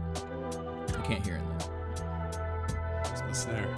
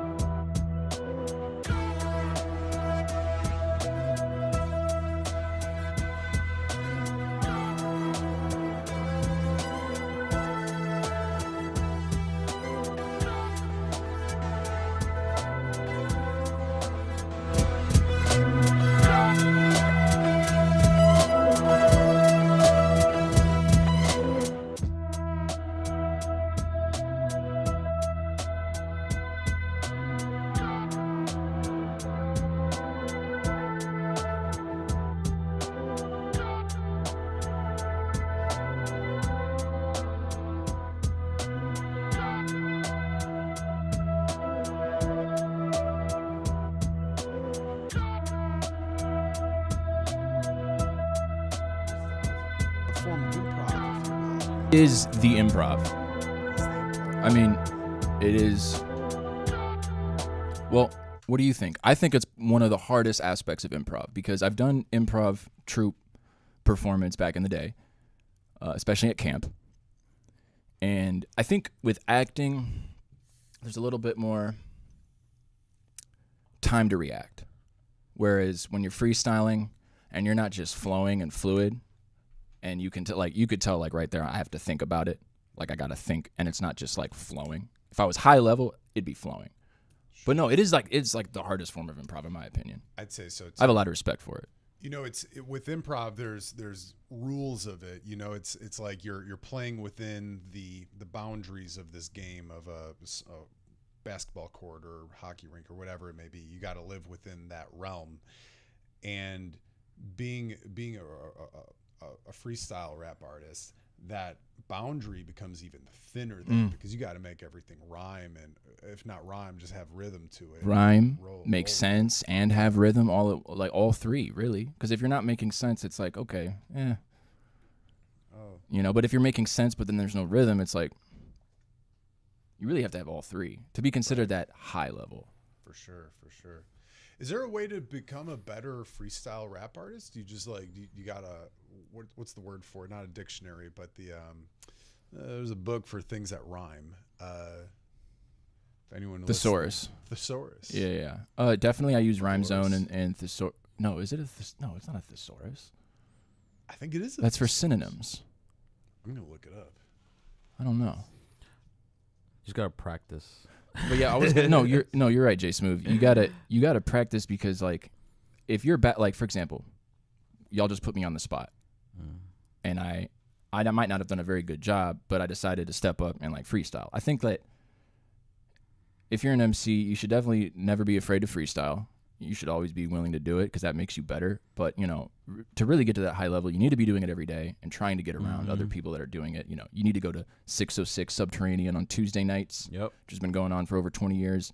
Shout out Shadow Master MC. Those are the best. You know what I mean? They're the best of the best. So, like, you know, if you really value that aspect of the craft, that's what you need to be doing.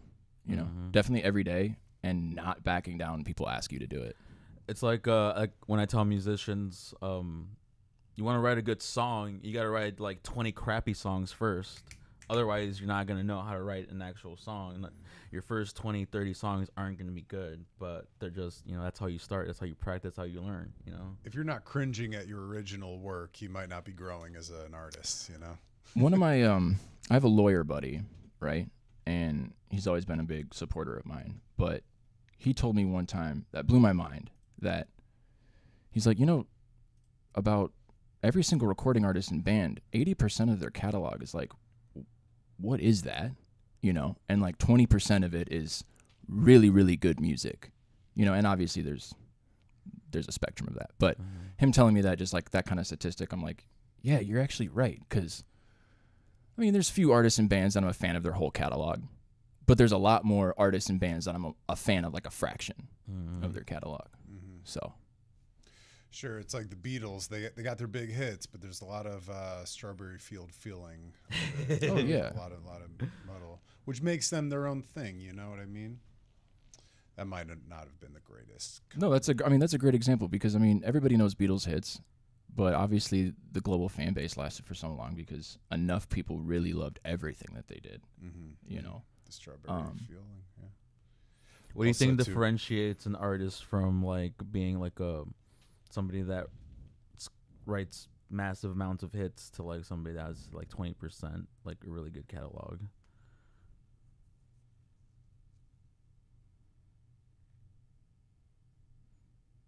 That's a really good question. You think it's just like the consistency of like them just writing music? I think it might. Consistency might be part of it. I think quality or quantity.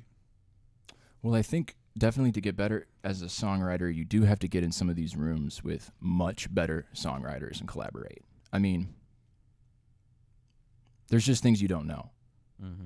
When I got to work for Twista in 2022, he told me this way of recording that like changed my life, because once he told me this method, I implemented it, recorded a remix that way, and it went viral on Facebook, and I did 1.4 million, which is still something I'm proud of and I talk about a lot. But there's just things you don't know, and I feel like some of these songwriters just don't get a chance to unlock some of this guild knowledge that's at a high level beyond them. You know, I can write songs every day, ton of songs, and I might be switching it up and being creative and trying to challenge myself and grow as a creative, as an artist. But yeah, I feel like you really need to collaborate with people that are better than you, ideally, which sometimes is hard because people that are much better at you or have been doing it longer than you and are better at the craft than you, their time isn't always for that, you know. That's a really good question though. That's a true, really though. that's yeah. I like to tell people like always be working with somebody as like from the lens of like a student, because you always want to like just constantly be learning from people that are better than you know. Right, like I'm blessed to be able. I'm so grateful and blessed that I got a year to work for Twist as his personal assistant. Now, will I ever get some type of chance like that? You know, not like that. I mean, you know, collaboratively with other artists, sure, but yeah, no, I mean, it's not easy to do, you know. That's where you grow. You know what I mean? You gotta. I always have this belief that even like you see with like toddler kids, you know, when they go off to school, they're brushing up against other kids, and it's stones sharpening themselves in a way. And you know, you got to get out of your comfort zone. You got to be around some people. Imitation is maybe one of the best ways to also learn and grow as well. I mean, hell, even when I was skating the other night, I was watching these dudes, and I would try to imitate what they're doing. But when you do that, it's cool. It's inspiration in a way. You got to take in what people are doing right and what they're doing wrong, and that's a good way to grow. I mean, even the masters fuck up sometime, but you learn from their fuck ups not to do what they're doing. You know. In the words of Dwight from The Office, imitation, it's the highest form of flattery. Absolutely, it certainly is. Hell Certainly yeah. is. Do you have like a dream artist that you would want to open for one day?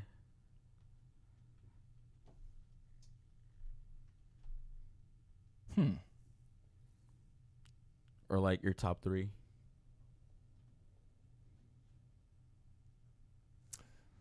Definitely. That's a great question.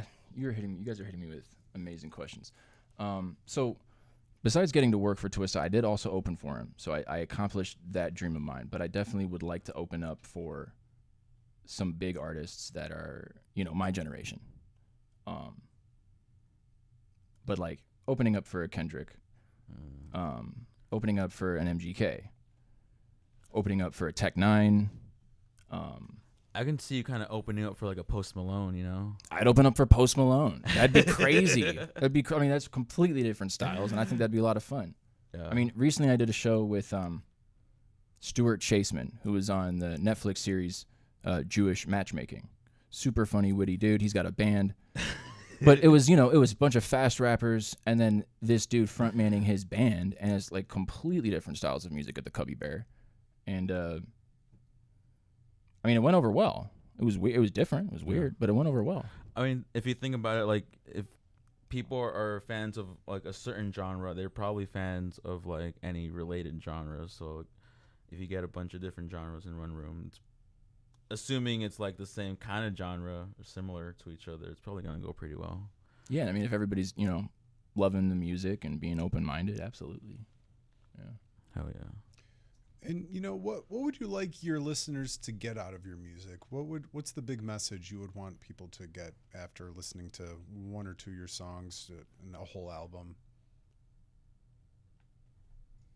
To freely think. And hopefully when you listen to my song, you gain a different perspective about something, or it makes you feel something or think something that you hadn't before. But I'm definitely a huge proponent of free thought. And not the type of free thought where you just say a bunch of crazy shit, but, you know, processing and analyzing all of the information that gets bombarded on us, you know, and having your own conclusive opinion about it. But beyond that, like, I really just want you to feel like that was dope. Oh, that's hard. You know what I mean? Like, oh, I love that.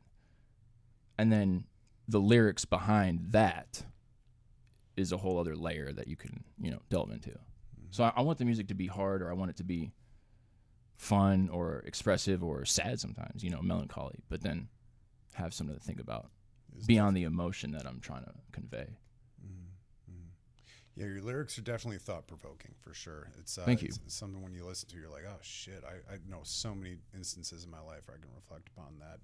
Is there any song that sticks out to you in particular that kind of defines you as a person, that, you know, maybe one song you really defines you, which you think people might benefit from the most? Yeah, check out the song Weight in Pounds, which is a single, but it's also on my Chrome Adrenaline album, and it's also on my Greatest Hits release. So you can find it 3 places on Spotify. But it's called Weight in Pounds. And it's like a pop rap song, but very emotional and introspective. And I'm trying to think of the hook, and now I'm blanking on my own hook. Replay it. But the yeah, could you pull up Weight in Pounds? Actually, I think it would actually, at least the first hook.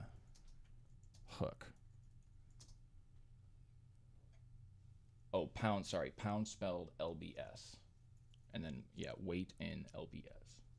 Wilhelm Duke.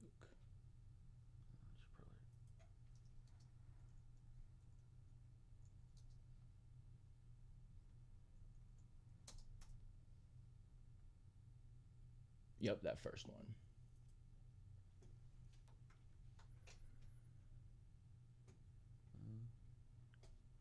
Wait till these commercials are done.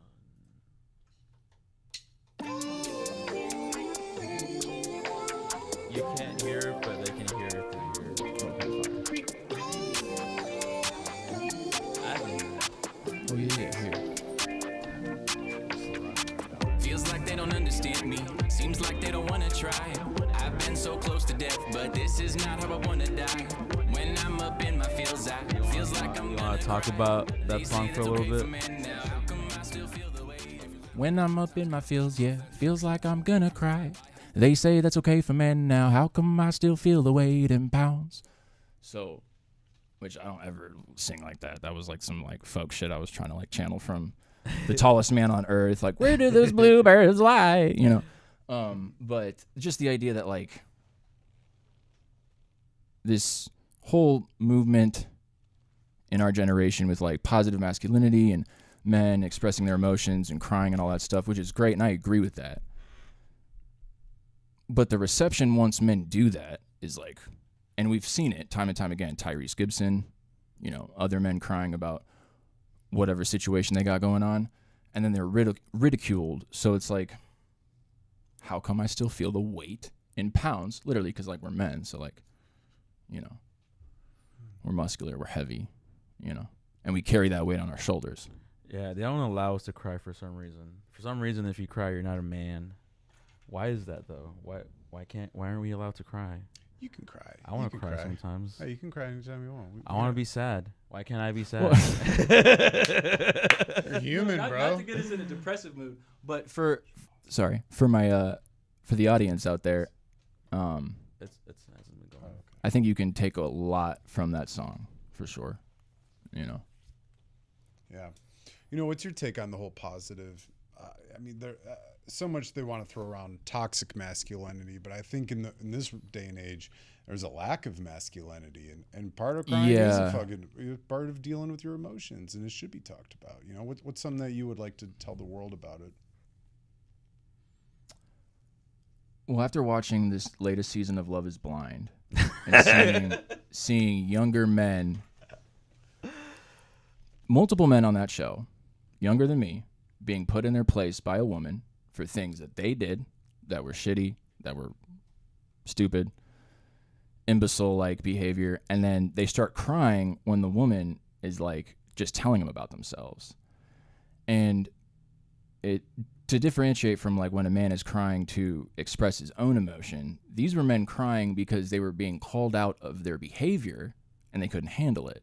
So that's, when you talk about a lack of masculinity, I mean, men love to talk about women not being accountable, but like men are not accountable either, especially when they start crying. I mean, I know it's television, whatever, but you know, being called out for their shitty behavior and they're crying because they can't handle when a woman's being real with them. And maybe they haven't had many people, you know, especially if they're super successful, they've always just been killing it or coasting in life. Maybe they haven't been put in their place. But if you can't humble yourself and pull yourself down a peg and be like, okay, wait, no, I should rethink that, or I said the wrong thing, or that's the lack of masculinity, even more so than like the toxic aspects that we talk about. Being accountable. Being accountable. Yeah, absolutely. Yeah, because a lot of dudes these days are so easy to just kind of brush shit off and say, fuck it. I'll throw it behind me, you know? Right. No, it is good to be accountable, but also be accepted when you become accountable for it and to say, hey, I fucked up, you know, I apologize, and I want to move forward from this. It's not who I was. It was a lack in judgment, you know?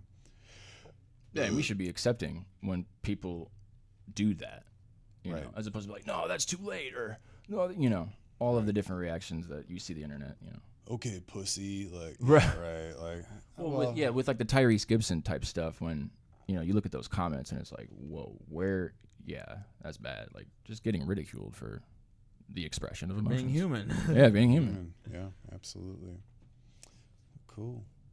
Yeah. Damn. Well, I know you're a piano tuner outside of this. I know. Oh, you might have yes. to get Shout out my brother, Carl Augustin. Can Definitely tell us a little bit about what's that like being a piano tuner. very complex. I'm only about 2 years deep into it now. But it's a trade that nobody wants to do Why? because it's so like niche and weird, you know. How do you tune a piano? You have to use a hammer, muting rubbers, and software, and your ears, and you have to crank every pin of all 88 notes, which is like 229 strings. And it sounds like a lot, because it definitely took me like 3.5, 4 hours when I first started. But now it takes me like an hour and a half. It takes me 5 minutes to tune my guitar. Oh, well, my gosh, yeah. But no, my brother's been doing it for about 15 years now, and he just figured out something niche that he wanted to barrel into, and you know, now he works at the he's employed over at Roosevelt University, and then he's also got his practice like with clientele tuning outside of that, and also tunes at a number of other like spots and like jazz clubs. But so yeah, I'm like, that's the business that I'm taking under my wing and helping to grow. Very cool. Does that help you as a musician? Do you practice at all when you're just tuning along? It's making me a better pianist, because I definitely had lessons when I was younger, but I'm not the piano player that my brother is, or my mother. So it's developing. Yeah, we're getting there a little bit as a piano player for sure. Yeah, by proxy, you're surrounded by it, you know? Well, and then, you know, checking your work after you tune the whole piano. Right now I'm learning like the Final Fantasy VII theme song because it's really easy. So cool. But Do you play any other instruments? just back in the day, not now, no. Besides being an MC vocalist, not really. I mean, I still have my clarinet. So I do need to dust that off and probably get back into that. And I played saxophone back in the day, but Would you ever like resurrect any of those? yeah, you know, honestly, to infuse it with my music making, I definitely should. Have a couple beats back in the day that homie made where I played some clarinet, but yeah, no, that's a good idea. We encourage you, man. Do it. Yeah, seriously. Please. Thank you. You know, that's what we do here on the show, man. It's show by Chicagoans for Chicagoans to promote and entertain and most definitely inspire people, you know. No, you guys have been asking amazing questions. Do you believe Seriously. in Bigfoot? Yeah, for sure. Yeah. I believe in a lot of supernatural, you know what I mean? Like vampires. Let's get to the real super questions. Have you ever tried DMT? No, actually, salvia, yes, but Sa- not DMT, no. I was in 4th grade and I did a whole like PowerPoint on salvia. No shit. Yeah. As a 4th grader. That's very meta and high level. I grew up in like the hood of Logan Square back before it was like all hipsterish and shit. It was filled with like gangbangers and shit. Oh, so you real Chicagoan. Hell yeah. Hell yeah, I fuck with that. And That's I was in 4th grade and we had to do like a science PowerPoint of some sorts, and like people were doing like fucking just like your basic science fucking projects and shit. And for some reason I was watching a TV show one time and I heard about salvia and how like you can like buy that shit and find it on like the freaking highways and shit. I was like, yo, that's cool. And I was in like in 4th grade, and so they were like, it was a fucking a presentation on the plant, and I was all like, I'll do salvia. I've heard of it one day, and my 4th grade teacher let me talk about salvia in front of the whole 4th grade class. Your teacher was probably high on marijuana. It's like, She was salvia so is- yeah. So I'm not gonna tell you her name, but The she Diet was a little Coke bit older, like in her 50s. So she was definitely like a hippie type like person. Like you can tell like the way she like, you know, the way she dressed and shit, like her short hair. and Definitely it got you hippie. learning, though. You know what It I got mean? me learn. Got It you taught me learning. how to do research for sure. Yeah. Yeah. You can't shy a kid away from what they're interested in. You know, it's a good Yeah. thing. It's a good thing. But anyways, you never tried DMT before? Oh man. But Bigfoot is real. Or Yeti of some sort. I think so. I don't know. I mean, no, because I've never seen, and nor do I have any conclusive evidence. But yeah, I mean, the Bigfoot thing is crazy, though. Why? Well, the other, you guys ever watch like, what is it, Nuke's Top 5? Or there's a few different YouTubers that compile a bunch of like, you know, ghost hunting footage and whatnot. But I remember seeing this one where this Yeti, and it's kind of hard to see, but at the same time, like it's a handheld camera and the dude is nervous and he's walking through the woods, and then he sees this Yeti, his back turned, and the Yeti stands up and starts to turn around, and the dude freaks out and he starts running. And apparently, you try to look up this YouTuber that was taking this footage, and it's like nothing heard from this person, you know. So there's just like a piece of footage that surfaces where it's like seemingly here's a Yeti and we don't know what happened to this guy, but at the same time, I mean, you can fake that stuff. And even like the Andrew Dawson thing where he saw the snow Yeti on the mountain that was like as tall as, you know, 10, like, I don't know, like 50 feet maybe. And then he disappeared and then admitted that he didn't see a snow Yeti on the mountain. I mean, I can make a case that, or I can come up with ways that all of these things could be faked. So like, yeah, I mean, it's not.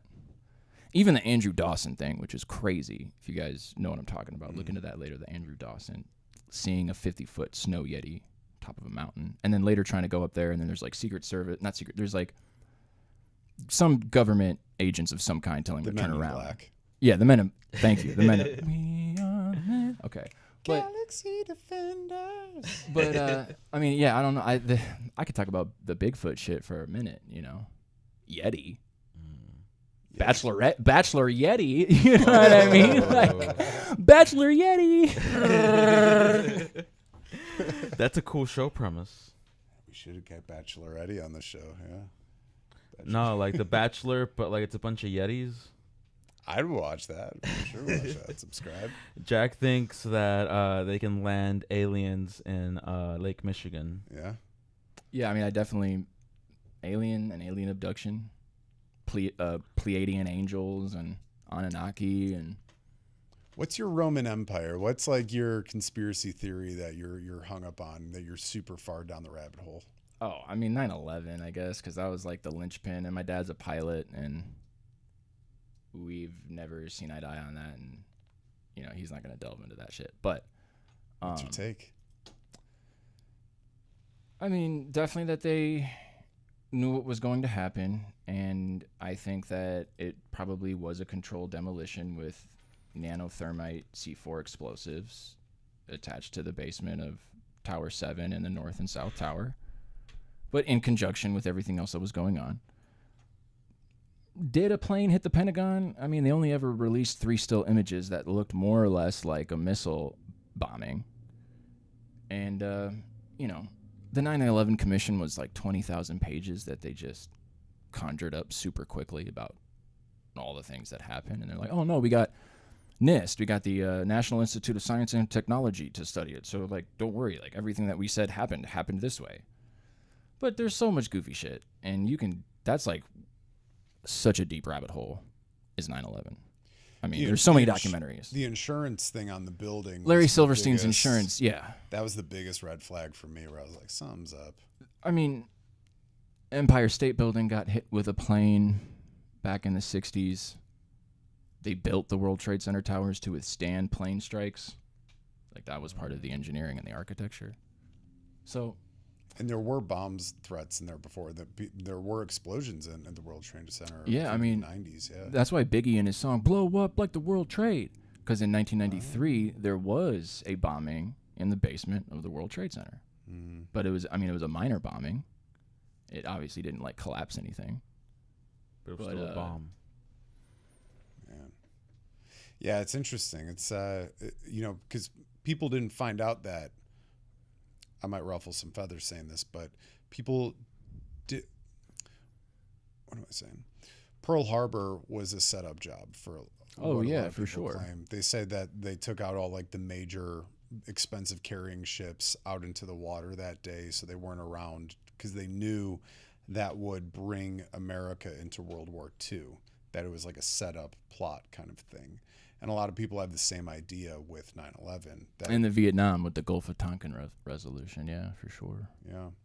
They're all very similar occurrences in the sense of like the catalyst that spurred everything. It's the New World Order. You know, us common folk are never going to know about it.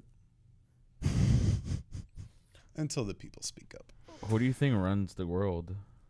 Anunnaki. Well, that's a great question. I mean, I definitely think we should all be skeptical of things like the World Economic Forum and things like Klaus Schwab saying bananas things, you know. What is that? So the World Economic Forum has like all of these plans for economic unification across the globe and how people should be living, and it's very dystopian. If you read between the lines, it sounds good at face value. But, you know, I'm really big into marketing and promotion. And, you know, I mean, just because you can pull up a website and this is your mission statement, okay. It's kind of how, like, they want to market communism to make it where, like, it seems pretty cool and shit for people. But in reality, it's just, like, the government trying to take over and shit. I mean, communism on paper is great. That's what I'm saying. They try to make it so that it's all like, oh, well, you know, everything's fair and everyone gets everything and blah, blah, blah. But in reality, it's all like, nope, you're treated like shit, so everybody else gets treated like shit. And I get everything. Right. That's the government. Yeah, well, it's kind of the world we're in right now. Some may argue. I don't know. But I think we probably should start wrapping up soon. I know you got to get rolling. Do you think you got time for one song for us? Think you can play one? Yeah? Yeah. We do the Trauma Show track. Let's do it, baby. Let's get it. Yeah. I love it. He's standing up for this right now. Oh, wait. Can I use one of these mics? Or is not? Can you do tabletop? Yeah, my bad. It's all good. You can stand up. I can move the camera if you need. No, hold on. Well, if we can. No, I'll sit down. All right, folks. And then wait, so I'll be able to hear it out loud or on the headphones? Can I give him your cans? Yeah, here.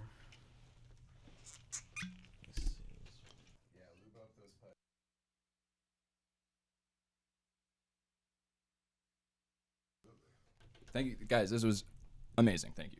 No, we're so glad you were able to make it, brother. Like I told you the first time we met, I was like, us Swedish brothers got to stick together, man. No, I appreciate that. When you hear your family, Olive Garden. Vikings at the Olive Garden. Vikings at the Olive Garden. Let me see if you can hear anything. That'd make a good album name. I like that. Right? I'm imagining the visuals of it right now. The album cover.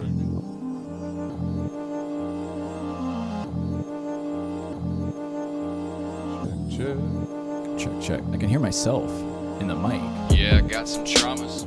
Fuck it, wash away the pain with commas. I can't listen to a soul. I'm just in and out of drama. Hear it from there. Yeah, I got some traumas. Fuck it. Hold tight with us, folks. Hold tight.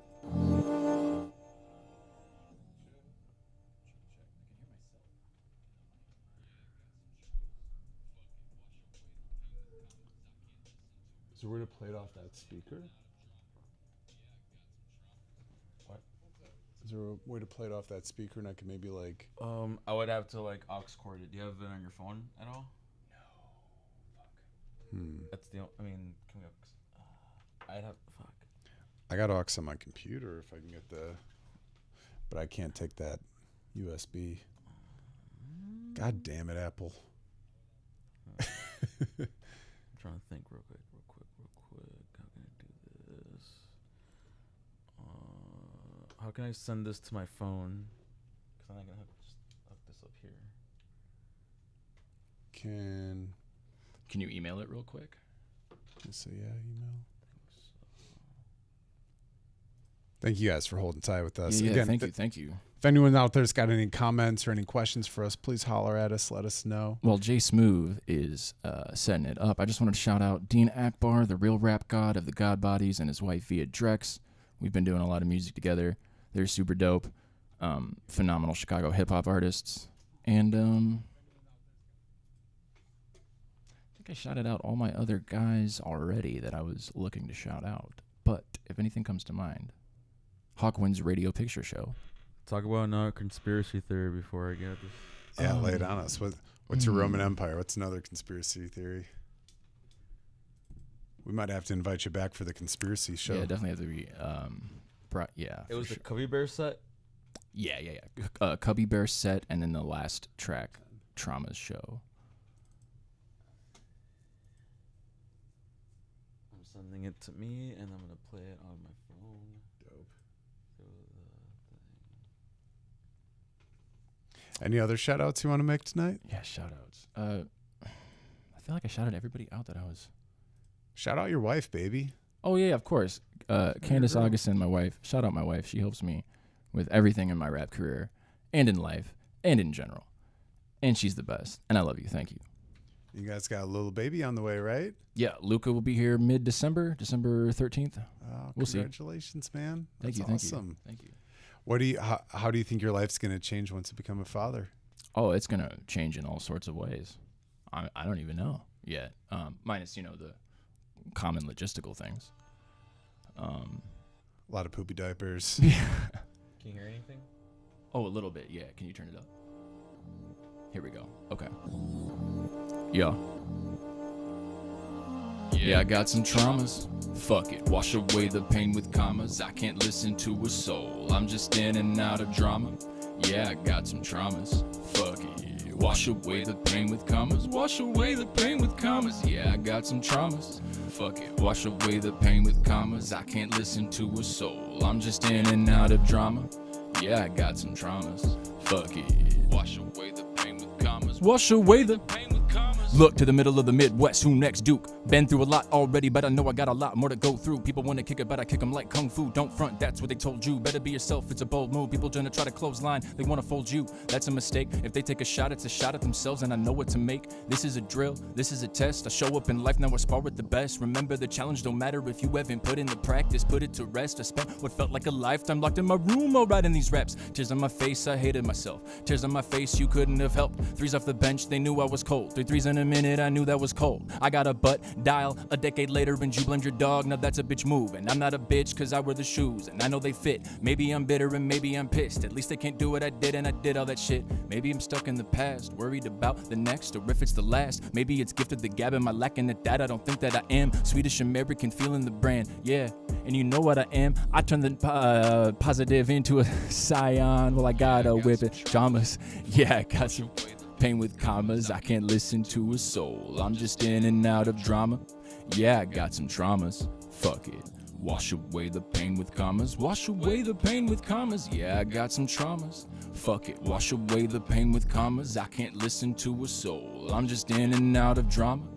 Yeah, I got some traumas. Fuck it. Wash away the pain with commas. Wash away the pain with commas. Oh! Fucked up my last little lines, but, Fucking. Oh well. Dude, that was sick, man. That was really cool. Thank you. Wash away the pain with commas. That's cool. Commas, semicolons, decide ends. Fuck it, I got more to say. Yeah, or that cash, because cash is nice too. I was gonna say, we can get to some writing some feelings down. like commas as in like cash, right? Yeah. Oh, it's commas and Oh, it's both. It's absolutely both. It's up to interpretation, I guess. Yeah, it's up to interpretation, and depends on how you feel about it personally. I was gonna say, is that how you like write most? Well, I mean, I guess you have like Yeah, your yeah, thing in mind, right? But Absolutely. then, like, And- however anybody else interprets it, you're just kind of like, all right, whatever. That's how you feel about it. Cool, as long as you're listening to it. You hit the nail on the head, because that's how I truly think about it. Like, yeah, I have a message in mind, and I'm not the type of artist that's driving home a specific left-leaning or right-leaning political message. You know what I mean? Like the message, again, it's all poetry, right? So, you know, what I mean on the record and on the paper and with the words is, you know, I'll explain it when asked. If people have their own interpretations, that's better. Like, that's what makes the music better. Yep. That's what makes it art. Because it's like, yeah, I have an idea about what this is and what it means, but if you got something else out of it, you know. And when I'm talking to artists, I always try to preface that, because sometimes artists will get defensive when I bring up a line that I say that I like, or what I thought about it, or how I analyzed it. And they'll try to oh no, this is, and it's like, yeah, no, I get that. And that's totally cool. I'm just saying, like, what it made me think, you know, when I was listening to it the first time, right? So I think that's important. Yeah, for sure, Yeah. dude. Art is always supposed to invoke emotion, interpretation, way to feel about life, how to cope with life. It's it's a beautiful thing. It's cool. Oh yeah. But hey, brother, I know you got to get out of here pretty Oh soon. no, so we can wrap thank it up you. unless you want to Yeah, we crawl can- down another rabbit hole. How you feeling? No, I mean, we can wrap it up, but no, I appreciate all your time. Jack Dwyer, Jay Smooth. Nah, man, we gotta have you back on, bro. I'd Shit, at some love point, to. bro. Anytime. We're planning an episode of conspiracy theories, so you know. Sure will. Yeah. Might hit you back up, bro. Yeah. No, sincerely, Wilhelm. You know, you got it, baby. You know, you're patient, you're kind, you're enthusiastic, you're incredibly outgoing to people, and you got all your ducks lined up in a row, brother. And I You're really the hope descendant the of best a for you. Viking. Yeah, you're a descendant of a Viking. Use your Viking spirit to Valhalla and onward. No, brother, sincerely, you know, you're kicking ass, and you got quite a resume upon you, and it's only going to grow from here. And we both, you know, wish you the best of luck, brother, and it's only one way up from here. Now, Thank you, I real appreciate quick, that. One love. 100%. where can people find all your stuff, man? Just real quick. So, before we head out. for everybody tuning in, new, returning fans of the Hawkwinds radio picture show, check out Wilhelm Duke everywhere. But that's spelled WILHELM DUKE. Wilhelm Duke, all platforms. But definitely tune into my YouTube and my Instagram. YouTube and Instagram, yeah. And we'll have like little descriptions and little description form. We gotta do the little pointy down thingy. Absolutely. Go down in the description. We'll have all that information for you guys. And if you go down to the description thing, you'll see a little thing that says subscribe. Just hit your little click mouse on it real quick. Hit a like, hit a It subscribe. won't hurt you, I promise. We promise. Unless it you won't. want it to hurt. We can make it hurt. Anyways, let's wrap this. Yeah, let's rock and roll. You know, again, thank you guys so much for watching. Thank you so much for tuning in. We have a lot of recurring visitors every week, so thank you guys so much for tuning in. Thank you. Again, if you like the show, please share it with your friends, share it with your loved ones, share it with your girlfriend, share it with your wife. Just don't share it to them at the same time. Share it with your husbands. Share with your husbands and your pool boys. No, sincerely, the more you share this, Let them know where the people. Never mind. let them know. No, let them know. This is a real McCoy. It's you know, I had a realization the other day of how important this show actually is, and I've had a lot of people come up to me and say, "Hey, like what you guys do is actually really cool," and it was incredibly humbling, and it was you know, it just reinsured that what we're doing here is a good thing. You know, we're getting up and coming artists a platform to jump off of and leap and show their art to the world. So I think most importantly, just speak their minds. You know what I mean? Like, we're not here to judge anyone. We're not here to stop anybody to say what they want to say. Yeah. If they want to portray a message to people, Yeah. that's what we're here for. we don't believe in censorship on the show, to an extent. To an But extent. you know, Don't get us canceled. don't get us canceled if we haven't done so already. No, but sincerely, thank you guys so much for tuning in. At the end of every show, me and Jay always send it off with a challenge for everybody. I got a pretty good one if I can lay it down for the folks. Lay it down. Yeah. Big dick energy. No, I don't get that kind of genes in my family. I picked up the wrong side. Anyways, before I get myself into that situation, no, my challenge for everybody this week is to get out of your comfort zone. Do something that you like to do, and don't think that you're a master at it. Think like a student. and think that, as much as you think you've mastered something, try something a little bit different. Take it down a peg or two, slow it down a little bit, really get to the fundamentals, and really just master that craft. Have some fun at it, In the words of Bruce Lee, be water, my friend. Be water, not rock. Water. Water is fluid. Water flows. Rock is hard. Be spring water, not that filtered water. Be a rock when you need to be a rock. But for the most part, be water. Be And fluid. if you're a man, Be the cry. rock in the water. If you want to be both, maybe be Jello. I don't know. Is it a liquid or a solid? All right. Before we crawl down that rabbit hole, we should probably send it off. It's both. But again, as always, thank you guys. We're here every single Wednesday evening, usually 6:00 p.m. Tune in right here, Hawkwind's Radio Picture Show at Q4 Radio in the beautiful Ukrainian Village neighborhood. Ooh, in the Neon Lounge. In the Neon Lounge. Thank you guys so much again for tuning in. Jay, you got any last words for America?